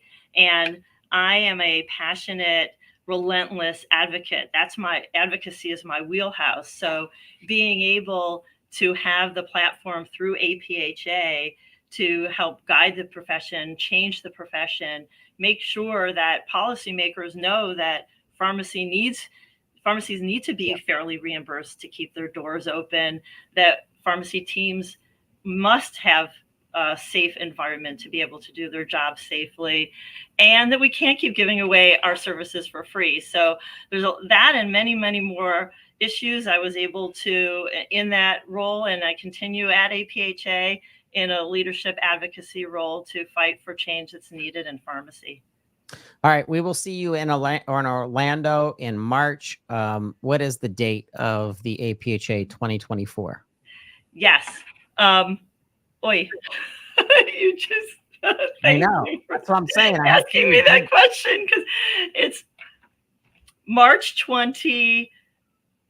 5th? Through, I think. Yeah. Through I have to go 28th. early, so that's why I don't know it exactly. I know. There's too many should things. know. We'll be there. We'll be running the Locked on Pharmacy podcast in the booth. We'll have to get an interview from you, Elisa, but we're so excited that you made the list and you standing for pharmacy and the advancement of our profession. So congratulations. Looking forward to seeing you at the meeting in March. Absolutely. Thank you. Thank you. Bye. All right. Okay. Coming in at number 18, Dr. Libby Shelton. So excited that she made the list, a new contact for me on LinkedIn, and her building her own business and entrepreneurship and consultancy, as well as helping other pharmacies level up. I want to congratulate Libby Shelton for making the Pharmacy 50 list. Once again, pharmacy50.us, and just connecting with these amazing people. Make sure that you do so, and just give a shout out and congratulations to Libby. All right. I don't know if you guys know Dr. Easton Bryant, but he is just a business entrepreneur, maven, expert. He uses social media. He uses Instagram and TikTok to reach out to his client base, customer base, the public. He stands for public health in the world of supplement. He builds, he actually makes supplement packets specific to your need, and you can actually go on his website and customize a supplement packet depending on what you're trying to achieve, as well as the consultation from his pharmacy team. I think he is brilliant. He will be, I believe, at the Profit Summit Live. This is, I think, the second time that Easton has made the Pharmacy 50, coming in at number 17. Congratulations, Easton. We can't wait to see you at Profit Summit Live 2024. Hey, Todd. Thanks so much for having me. What's so special about what you've done and taking what social media gives us as a platform and creating such a buzz and a connection with the people that now follow you, and the funny videos that you put out? What's special about it? Yeah, what's so special about it? Why how did you blow up like you did? Man, I don't know, but it's been a cool experience, and I was going to apologize for looking homeless compared to you today. So this is, but to your point, I try to keep it real. So this is me. This is authentic. So what you see is what you get. Too. I see your guitar back there. Yeah. If we had more time, I'd have you play a song. Which of the platforms seem to be explosive for you more? Is it TikTok or Instagram? Oh, it's neither. It's Facebook. Facebook. Yeah. Oh, it's and people give up on Facebook. They say it's just for old people, and not to put people in a bucket, but you got to think about who our audience is. So, actually, about our following, we've been fortunate. It's grown tremendously over the last 18 months or 2 years, and probably 2/3 of our audience is on Facebook, and they're by far the most engaged. I will give this tidbit. You know, everybody talks about TikTok because it's kind of the, you know, the latest and greatest maybe, but you know, we have a pretty big following on TikTok, and it doesn't compare to Instagram, but it's interesting because we'll get more views regularly on Instagram than we do on TikTok. TikTok's it's a little weird. So for us, you know, lots of people have done great on there, and other pharmacists have too. But Facebook is our home, and I'm not ashamed of it. Yeah, but it's driven millions of dollars of supplement sales. So share that with our listeners really quick.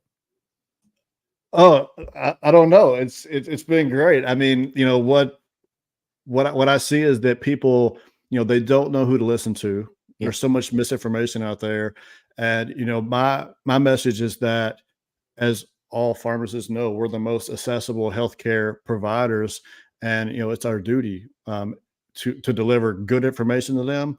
And also, you know, routinely, I don't know what all the stats are exactly, but there have been times that we've been the #1 trusted profession, and this goes back decades. So we're accessible and people trust us. So I think that's a big piece of it right there. Easton, we will be seeing you. I believe you're coming at the Profit Summit, right? Not this year. I spoke at that last year, but I won't be making it this year. Got a pretty full calendar this year, so I'll miss that one. You are very busy, and you're a huge content creator. We'll be on the lookout for you, and I'd like to get you back on This Week in Pharmacy. So we'll reach out to you and your team. Now you have handlers too. I have to go through your handlers. Not quite. Well, congratulations for making the list 2 years in a row, and your stance and your advocacy for independent community pharmacy. But congratulations. Absolutely. It's a big honor. And as always, thanks for everything you do for our industry. Absolutely. Thank you. All right. See you, Todd. See you later. All right. So we are moving on with number 16, Dr. Shannon Reet. Dr. Shannon and I met through LinkedIn. So excited to have you here. Welcome to the Pharmacy 50. Thank you so much for having me, Todd. I am humbled and blown away to be part of such an awesome group of pharmacists who are helping patients in so many different creative ways. So tell me about your category, technology and digital health. Define that for us and our listeners. Yeah, so the easiest way to explain it is this. As pharmacists, we can help individual patients. We can also help populations of patients and the healthcare system through research, policy, and technology. So when I think about how I contribute in technology, it's everything. It's really thinking about how we can use data to make healthcare better for patients and easier and safer to deliver. So why do you think you made the list? What was it about your peers that that gave you the votes and making the list? What is it that you feel like you're doing that you're bringing so much attention? My success is completely attributed to my peers. I'm very blessed to have awesome team members. I think what made the difference is we are all committed to doing what's best for patients. And through some way, I've been able to bring people together and think about how we can use our talents and technology to make healthcare better for patients. And I'm honored that my colleagues would see that I have that ability. Shannon, I want to have you back because I want to dig into digital health more. We're going to have special segments and panel discussions around that. And because of making the Pharmacy 50, I want that kind of influence and pull now that you have. So will you come back to This Week in Pharmacy? I would love it, Todd. I started my career doing home visits. Never envisioned a career in technology. So I would love to have that discussion with you. Awesome. Well, I want to say congratulations, and we will have you back. So thank you so much, Shannon. Thank you. Thank you so much, Todd. Very welcome. All right. As we continue, Pharmacy 50 coming in at number 15, Dr. Brittany Radominsky.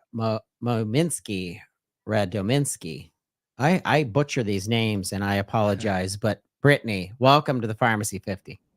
Thank you so much, Todd. No worries. I've been called worse.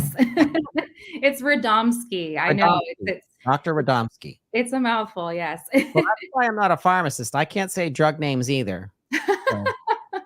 So I leave it to the pharmacists. So right out of the gate, advocacy was the category that you were placed in. I know that we play so many different roles, but what was it about being recognized as an influential leader in our profession within advocacy? Oh my goodness. So, being recognized as an influencer, I think we all have an idea of what an influencer is. We have a picture that comes to our mind, and it's someone who's polished and someone who, creates great online content and, has extra training or some special niche that they're involved in. And it's important recognition for myself because I think that almost all healthcare providers struggle with some degree of imposter syndrome. And sometimes we get so into the work that we forget that we have this wealth of knowledge and this training and so much that we can offer, the medical professions and just our communities in general. I see my name listed amongst some of the other pharmacists on this list, and I just can't think of a better way to describe how I felt besides fangirling. So thank you so much for the recognition. I think it's important too that other pharmacists and other professionals in the pharmacy field can see some of the different things that pharmacists can accomplish. I know back when I was a student at Pitt Pharmacy, we would have these professionals come in, the folks who had made it, that had that cool pharmacy job, or they were doing something that lit them on fire. And they would say, I just fell into it. I never thought I would be where I am today. And I would sit in the back and think, that's not going to be me. I'm going to be working the counter forever. And I still work that counter. I do work in community pharmacy. But I think the way that I fell into the nonprofit sector and into vaccine advocacy was just staying true to myself and my passions, making sure that people had good information about COVID vaccinations. So, to be an influencer, you don't have to have all the answers. You don't necessarily need extra training or extra degrees, not to disparage anybody who has additional training or that goes for different degrees. But I think that you just have to put yourself out there and stay true to what lights you on fire. And you can really do a lot in our field. And then lastly, being an influencer or recognized as an influencer, it's important to our patients. I think that the COVID pandemic really highlighted the health disparities that exist in our country. And so you hear a lot of people talking about health equity, but it didn't eliminate those disparities. We're sort of moving on to the new normal and past the pandemic phase. But, I think that being an influencer reminds our patients that, hey, we were here before the pandemic. We were here for you. We were filling your prescriptions. We were giving you your flu shots. We were here for you during the pandemic. Pharmacists administered, I believe, somewhere between 70 and 80% of the nation's COVID vaccines. Yep. And we're going to be here for you afterwards. We're still going to be in your pharmacies, in your community, giving you good information, helping you break down your fears, making sure that you have access to preventative care. Brittany, you are a Pittsburgher. You're a Yinzer, so you're going to have to come down to sure. the studio at some point in 2024. I can't wait to have you down here. I would love that. That would be amazing. I'm sorry I couldn't make it today. I ended up covering a clinic this morning. So Hey, got to do the real work. So keep doing it. Thank you so much for having me, and thanks for everything you're doing for our profession. And congratulations. Thank you Thank for you. being here. All right. We are moving on to number 14, Anika Azad. Dr. Azad is a pharmacy student candidate 2024. Interesting that we have students helping to change and to set the stage for the future of our industry and the future of our profession. Just because you are a student doesn't mean you don't have influence, as you can see here with Anika, and very proud of her as a pharmacy future leader. Coming at number 14, please look her up at pharmacy50.us and connect with her on LinkedIn. All right. This guy, Dr. Darshan Kulkarni, is a pharmacist. He is a lawyer. He has been part of the Pharmacy Podcast Network for years and doing Darshan Talks. He is fascinating. His content is, he puts out more content than we do. And that's incredible. When you put out 6 to 7 podcasts per week, this guy is a powerhouse content developer. He's constantly digging into subjects that are very specific to different facets that don't get enough attention, specifically from the blending and the fusion of pharmacy and law and what that means for our profession and our future. And he digs into technology. He'll be resurrecting the Gavel and Pestle podcast, which was a podcast that Darshan and I actually helped to launch years ago. So be on the lookout for the Gavel and Pestle. He'll also be a new correspondent for Twerks, giving us some new information weekly about what's happening in our profession, things that he believes that we should be paying attention to. Congratulations, Darshan. Patrick Hussey, I've never heard of this guy. I know nothing about him. Why in the world? Oh, you're here with us right here. Look at it's Patrick. How'd I get coming here? in number 12. No, thank you. I want to ask you right out of the gate, what is it about long-term care pharmacy that interests you? I know you didn't go into pharmacy school thinking you were going to go into long-term care pharmacy. So how did you make your way to LTC pharmacy? Yeah, I mean, I fell into long-term care pharmacy, and I can just tell you it wasn't planned. And I would say that most universities are, they don't talk a lot about long-term care pharmacy. There's a lot of these things I've heard today they don't talk a lot about. But I was fortunate and I got an opportunity. And I think what draws it, the profession, what I like most about it now is you're in this position to help, typically a large geriatric population, our older population who need it most. So you're in this position where you can really help out. Not only that, you can help out the nursing homes you serve. We talked a lot about obviously pharmacy today, but it's healthcare in general that's struggled over these last 3 or 4 years. And the things we can do as a pharmacy by being innovative, by being proactive, can help out our other team members on different healthcare teams. And I can tell you, even after today, I can tell you that you never have the same day twice. There's always something going on. So it keeps it pretty fresh. All right. Being an influencer, what kind of responsibility do you think you have to take on now that you've been recognized by your peers as one of the most influential pharmacists in our nation? Yeah, well, first, I never got into it to be an influencer, nor do I see myself like that. I heard imposter syndrome thrown out earlier, and I can definitely align with that. You don't get into it for that, right? But you get put in this position, and I tell all of our students that you're a leader as soon as you get that PharmD, or as soon as you become an RPH. You're a leader, and people are looking up to you. So it's on you. You've taken that oath, you've taken this step. So at the end of the day, you need to do the things that are right. You need to be transparent. You need to be honest. You need to do what's in the best interest of that patient. It might not always be the best interests of your pharmacy sometimes. Yep. But that's the position you've been in. And, I kind of want to mention today, I've heard this a lot, and I've heard you say it too. I'm not a pharmacist. And that's true. But I can just tell you that the most influential person I've had around me was, and she'll hate me if she ever watches this, her name was Joanne, is that, she wasn't a pharmacist. She was our HR director.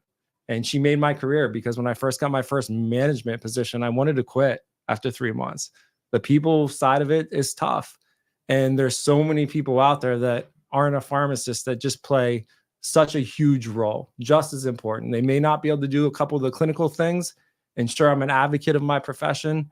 But sometimes I hear people and they say it almost like a negative connotation. It's not. I see all these people here today that proves otherwise. So I appreciate you saying that. We're going to have you back because you are a Pittsburgher. You're here in the studio with us. You've been down here before. I can't wait to involve you in other concepts and discussions. But I want to say congratulations, Patrick. I'm very proud of you. And I want to give a shout out to SoftWriters for introducing us to you. Thank you. I appreciate it. And happy birthday to my daughter, Bellamy. I love you. I told you I'd say it. There you go. Happy birthday. All right. Carrying on. We are headed into the stretch. We're coming up with number 11, Dr. Sharon Faust. Excited that you made the list. Got to meet you through LinkedIn. Got to learn more about you through this awards program. So interesting your background in specialty pharmacy. Not enough time to tell the story today, so we will have you back on Twerks This Week in Pharmacy to dig deeper into your career. Please link up with Dr. Faust on LinkedIn and others coming in at number 11. But thank you so much and congratulations. Dr. Ben Heiser, once again, met him at the studios the first time, not from Pittsburgh, but he came to Pittsburgh, actually came down and met with us, spent some time with us, has been recognized as the 10th most influential pharmacist by the votes that came in. I want to give a shout out to Ben in his work in specialty pharmacy. Excited that you made the list, excited for your representation and your professionalism in specialty pharmacy. Can't wait to connect with you at the NASP 2024. A shout out to Ben and all the work that you do. Congratulations, Ben. Hey, Todd, how are you? Good. And congratulations.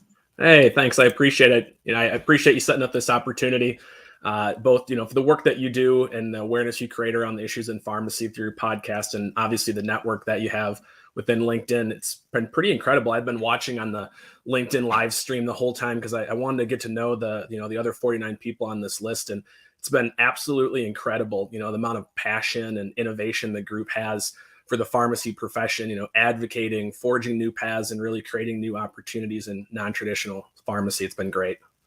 Talk to us about your role at Lumicera and what you do in specialty pharmacy. Yeah, so my role is Vice President of Pharmacy Operations and Business Development for Lumicera Health Services. We're a cost plus, fully transparent pass-through specialty pharmacy that serves patients, about 40,000 patients nationwide. Coming up, and you spoke with one of my impressive colleagues, Eric Huckins, earlier too. He mentioned, we're coming up on our 10-year anniversary, so we're very excited about that. In my role, I oversee, all the things that go into delivering that service and all the teams that provide excellent clinical service and customer service to those 40,000 patients across our 6 locations.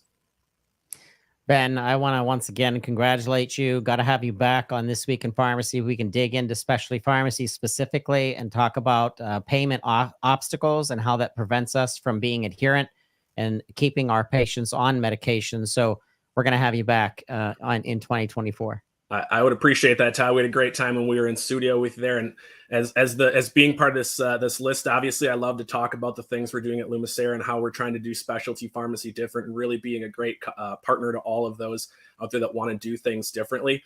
I do have to also, thank the rest of the team that really delivers what we do. I think this, my inclusion on here is not necessarily anything that I do, but really an awareness in the industry as to the things that Lumicera are doing and a growing appreciation for that and how we're trying to change how specialty pharmacy is delivered. So really, this is representation of the great job the team is doing, and I appreciate their work in doing so. Thanks, Todd. Thank you, Ben. Talk to you soon. All right. Haley McKeefer, candidate for 2024, becoming a PharmD this year. She is a pharmacy future leader, a pharmacy student. Once again, pharmacy students are leaders. And once again, if you're listening to this, Haley has a business that she's made a bold statement. It's called Bold RX. You can Google Haley McKeefer Bold RX and you'll find more information about her. She is an advocate for patient health. She believes in doing things differently in order to put the patient first. And I just get so excited when I see so much intelligence and so much push and so much tenacity coming from our pharmacy students. So a shout out to the future, Dr. Haley McKeefer. And I want to congratulate you for making the Pharmacy 50. All right. I don't know if any of you know Dr. Shane Jerominski, but he has made national news time and time again. He has made CBS News, ABC News, Fox News. Some of the correspondents and news people that talk with him don't know what they're talking about. And of course, he has to correct them, comparing pharmacists to UPS drivers and so many things that come from these newscasters that obviously don't know the first thing about what actually pharmacists do, but his representation of our chain pharmacists throughout the nation and his commitment to improving the conditions is unmatched. He is the right wing and the right hand to the one and only Dr. Tanoe in organizing the Pharmacy Guild. You can learn more about that by Googling Pharmacy Guild or Shane Jerominski. I don't know if it's pharmacyguild.org or if it's pharmacyguild.com, but it's probably .org. But nonetheless, pharmacy will be front and center at the cruise at Farm at Sea. And Shane is one of the main features at that get together, and how important it is to improve our chain pharmacy environments. So a shout out to Shane and everything that you do and the punches that you take for the industry. And it's coming full circle. So we're so proud of you, Shane, and your representation of pharmacists throughout the nation. So shout out to you, Shane. Congratulations.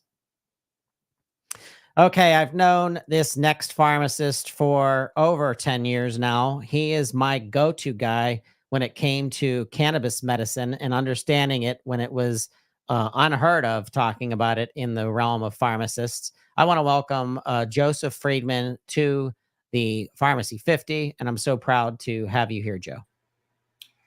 Thank you, Todd. Glad to be here. And, it's been quite some time. We've known each other. And I've got a couple of show and tell things I want to show you. But basically, I know I've got limited time. But, back in 2013, I started getting into this industry. And legislation was coming to Illinois. And I just figured, okay, open up a medical cannabis dispensary and just, see what happens.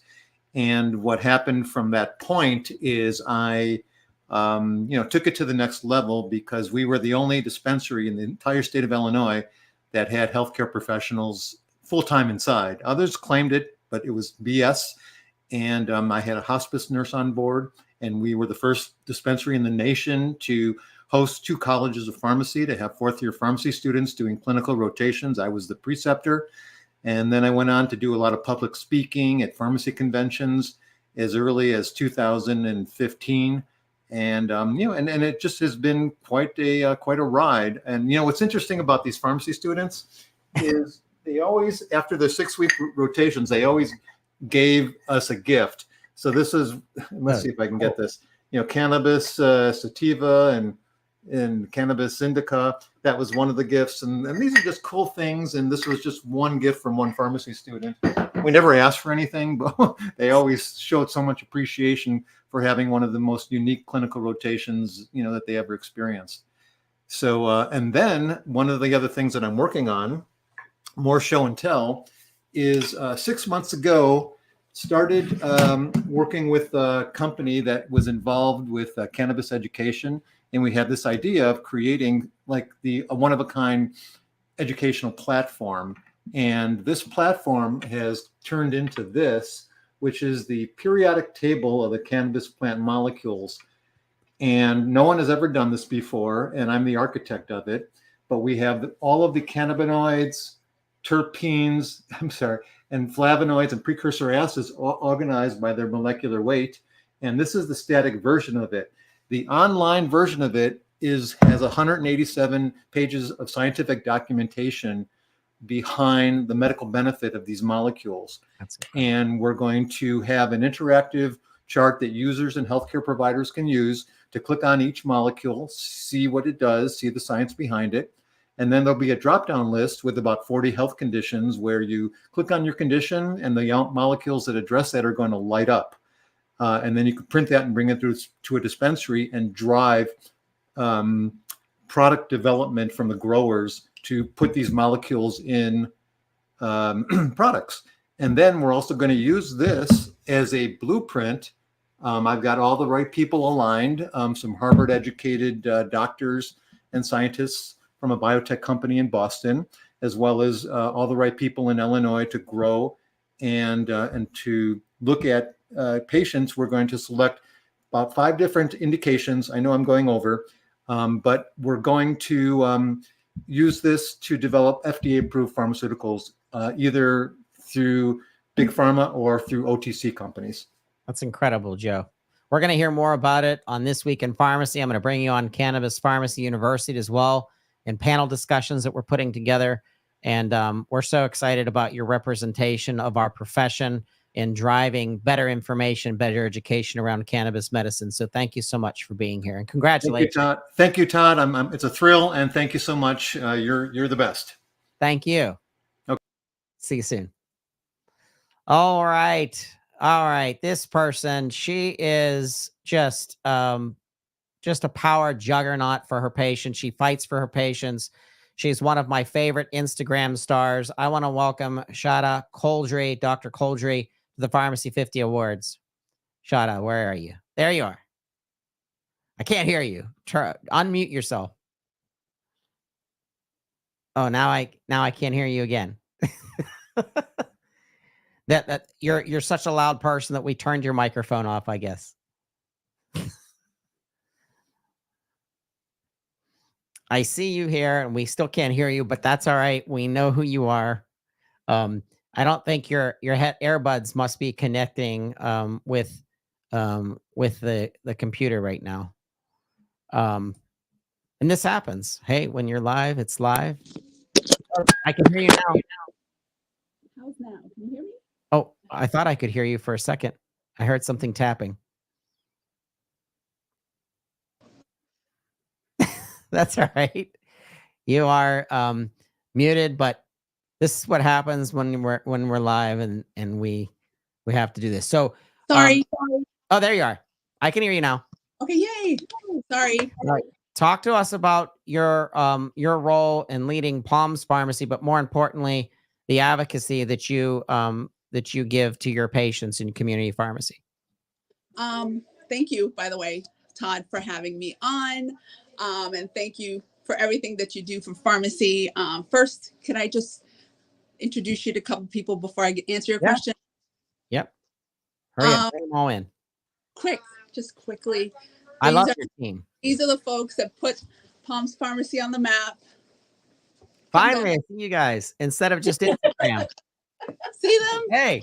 This is everybody. Hello. This is half of everybody. There you go. There they are. Yes.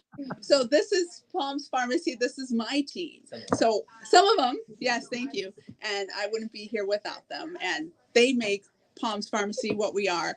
We're huge advocates for patients and for our community. So I love my staff. So thank you guys.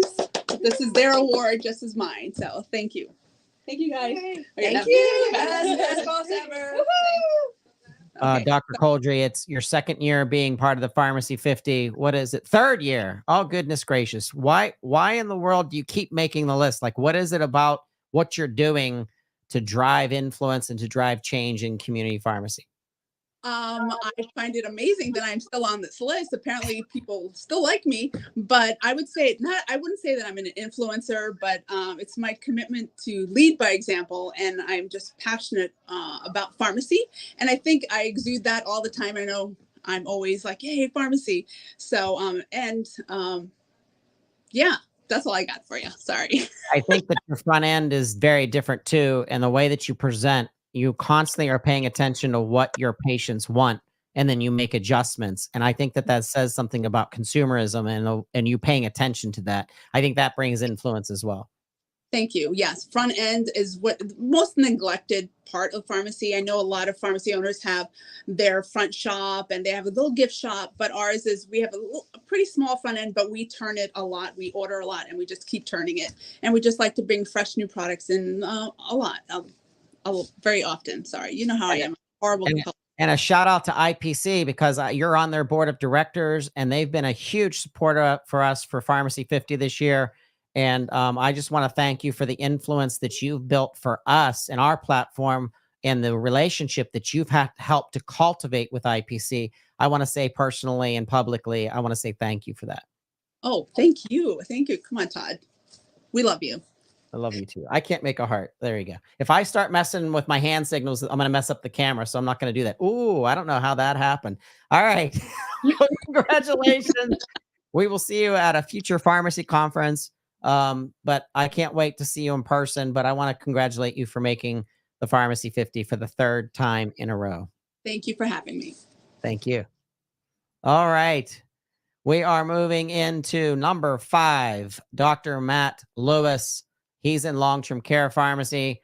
Welcome to the Pharmacy 50 Awards, Matt. I know you've been waiting patiently, and I'm so thankful that you're here.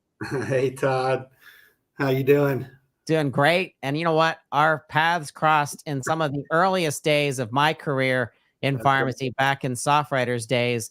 And I can't believe, look how full circle we're becoming. And now we're on a national awards program together. It's too funny. Very humbling recognition, but I'll go back to those days because I think what you've done, through This Week in Pharmacy and the Pharmacy Podcast Network in general, it's, very small back then. Like, Todd, when are you going to post another podcast? When are you going to post another podcast? Now it's like I see it every day, 100,000 plus followers. So really cool to see what you built. And so congratulations on all your success and what you've done and, how you've brought this industry together to just keep us informed of what's going on. So very, very awesome.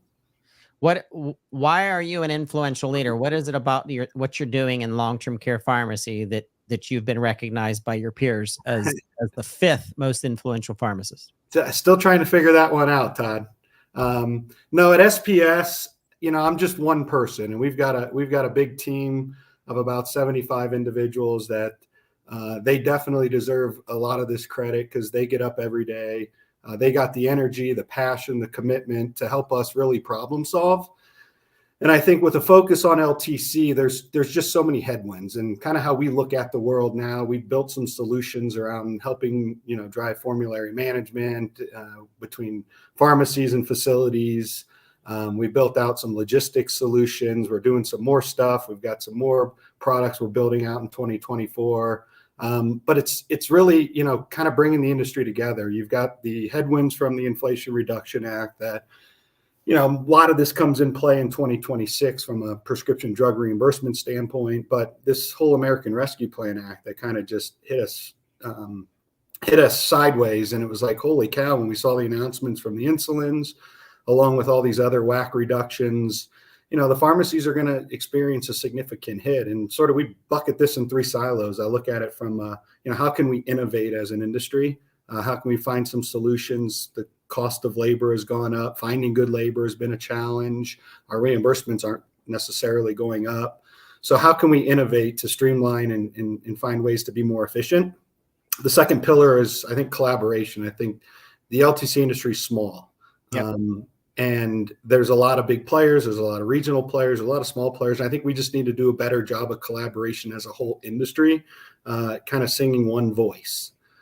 And then advocacy, whether it's NCPA, Senior Care Pharmacy Coalition, which we're a big supporter of. How do we get more involved from an advocacy standpoint? Because, with the Inflation Reduction Act and the American Rescue Plan Act that came out, I think we just need to have more voices. Yep. And our voices need to be heard. So excited about 2024 and how we can use these 3 pillars to bring the LTC pharmacy community together and create a healthy sector for the foreseeable future. Well, you'll be down in Pittsburgh because you're here. We'll have to have you on This Week in Pharmacy. Let's dig into long-term care pharmacy and the evolution. I'm so proud of you, and I want to say congratulations one more time, and I will see you soon for sure. Yeah, I will see you soon. Thanks, Todd. Appreciate all you do, and congratulations on all the success, and very humbled for the recognition today. You're so welcome. Matt, thank you. Take care. See you. All right. I want to say I'm proud of Joy Morrow and her stance for our profession already. A pharmacy student. She's coming in at number 4. I want to welcome Joy Morrow to the Pharmacy 50 Awards. Joy, welcome. Hi, thank you for having me. You're welcome. So talk to us about making the Pharmacy 50 and what it means to be an influencer in our nation in pharmacy care. It means the world. I'm very humbled by this opportunity. I've been working at this for a really long time. I'm a non-traditional student. I was a young single mother. I completed my prerequisites while working as a pharmacy technician. Decided to go ahead and advance my education and go to Campbell University here in North Carolina, go Campbell's. And I just been kind of on a roller coaster, just trying to seek out opportunities for leadership and just really expand myself both professionally and personally. Well, I'm excited that you made the list. This means that you have big things to provide patients in your community throughout the year, as well as throughout your career. Please connect with us. Keep connected with us. Connect with all 50 of the Pharmacy 50 leaders to make sure that you're building your own network. But I want you back on our shows, and I want to stay connected with you so we can follow you throughout your career. But I want to say thank you and congratulations. Thank you. And thank you for all that you do. Absolutely. You're so welcome. All right. See you later. Thank you so much. We're coming into the number 3 position. This is a very special Pharmacy 50. This is the first time that we've had someone nominated who has passed away. Sammy Shafiq. I want to give a shout out to your family and to the people who recognize you as an influencer. Was killed in a drunk driver accident that hit her and her family and friends, and unfortunately, Sammy was killed. She is known as a pharmacy warrior and a patient warrior. She stands for her patients. She has so many votes that came in, and I did not know that Sammy had passed away. I was searching for her desperately on LinkedIn. I was trying to find her background. We finally got a hold of her daughter, who is also a pharmacist, which is very special. But this is so special to me that we can remember Dr. Sammy as an influential leader in death and in her next life. But I want to give a shout out to her and her family. We have her award that will be sent to her daughter. And we're going to have her daughter on a This Week in Pharmacy coming up. But I want to say congratulations to her through her family and through her friends. And I want to say thank you for people that voted for her and recognizing that she had a legacy to tell the story as a consultant community pharmacist. But thank you.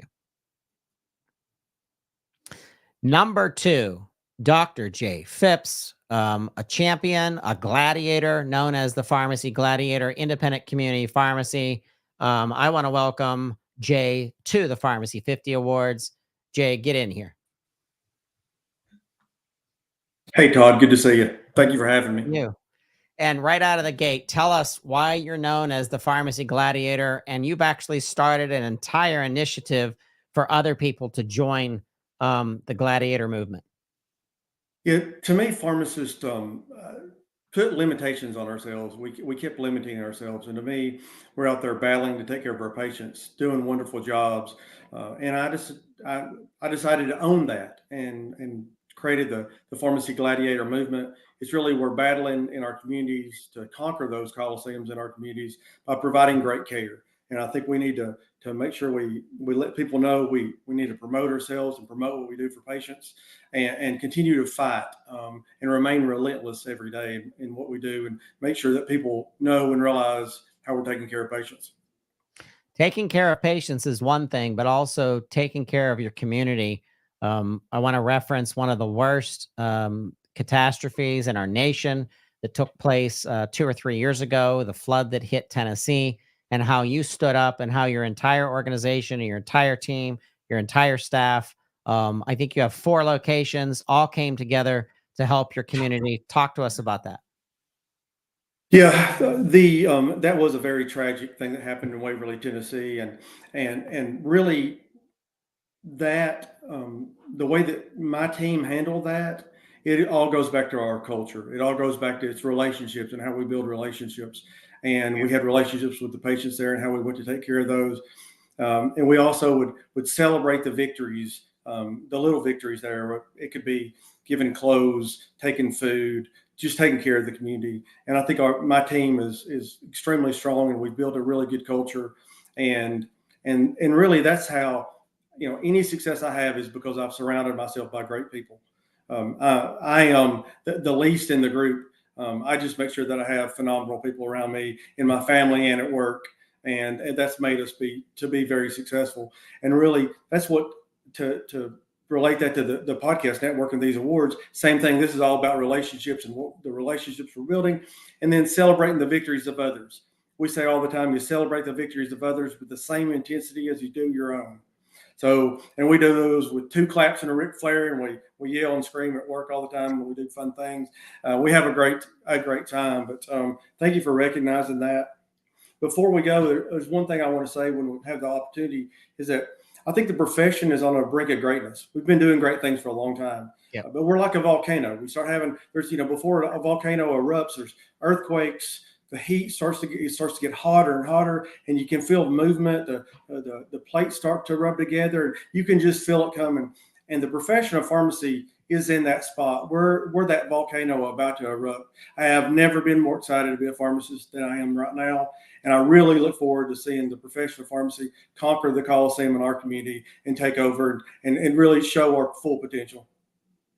Dr. Jay Phipps, it's such an honor to have you as part of this event, representing independent community pharmacy and how important they are, sometimes the only healthcare entity in an entire community.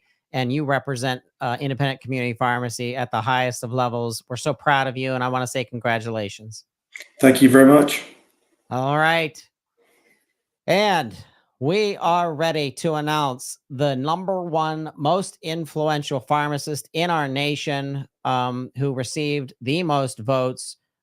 We had a 4,000% increase in votes since our first year.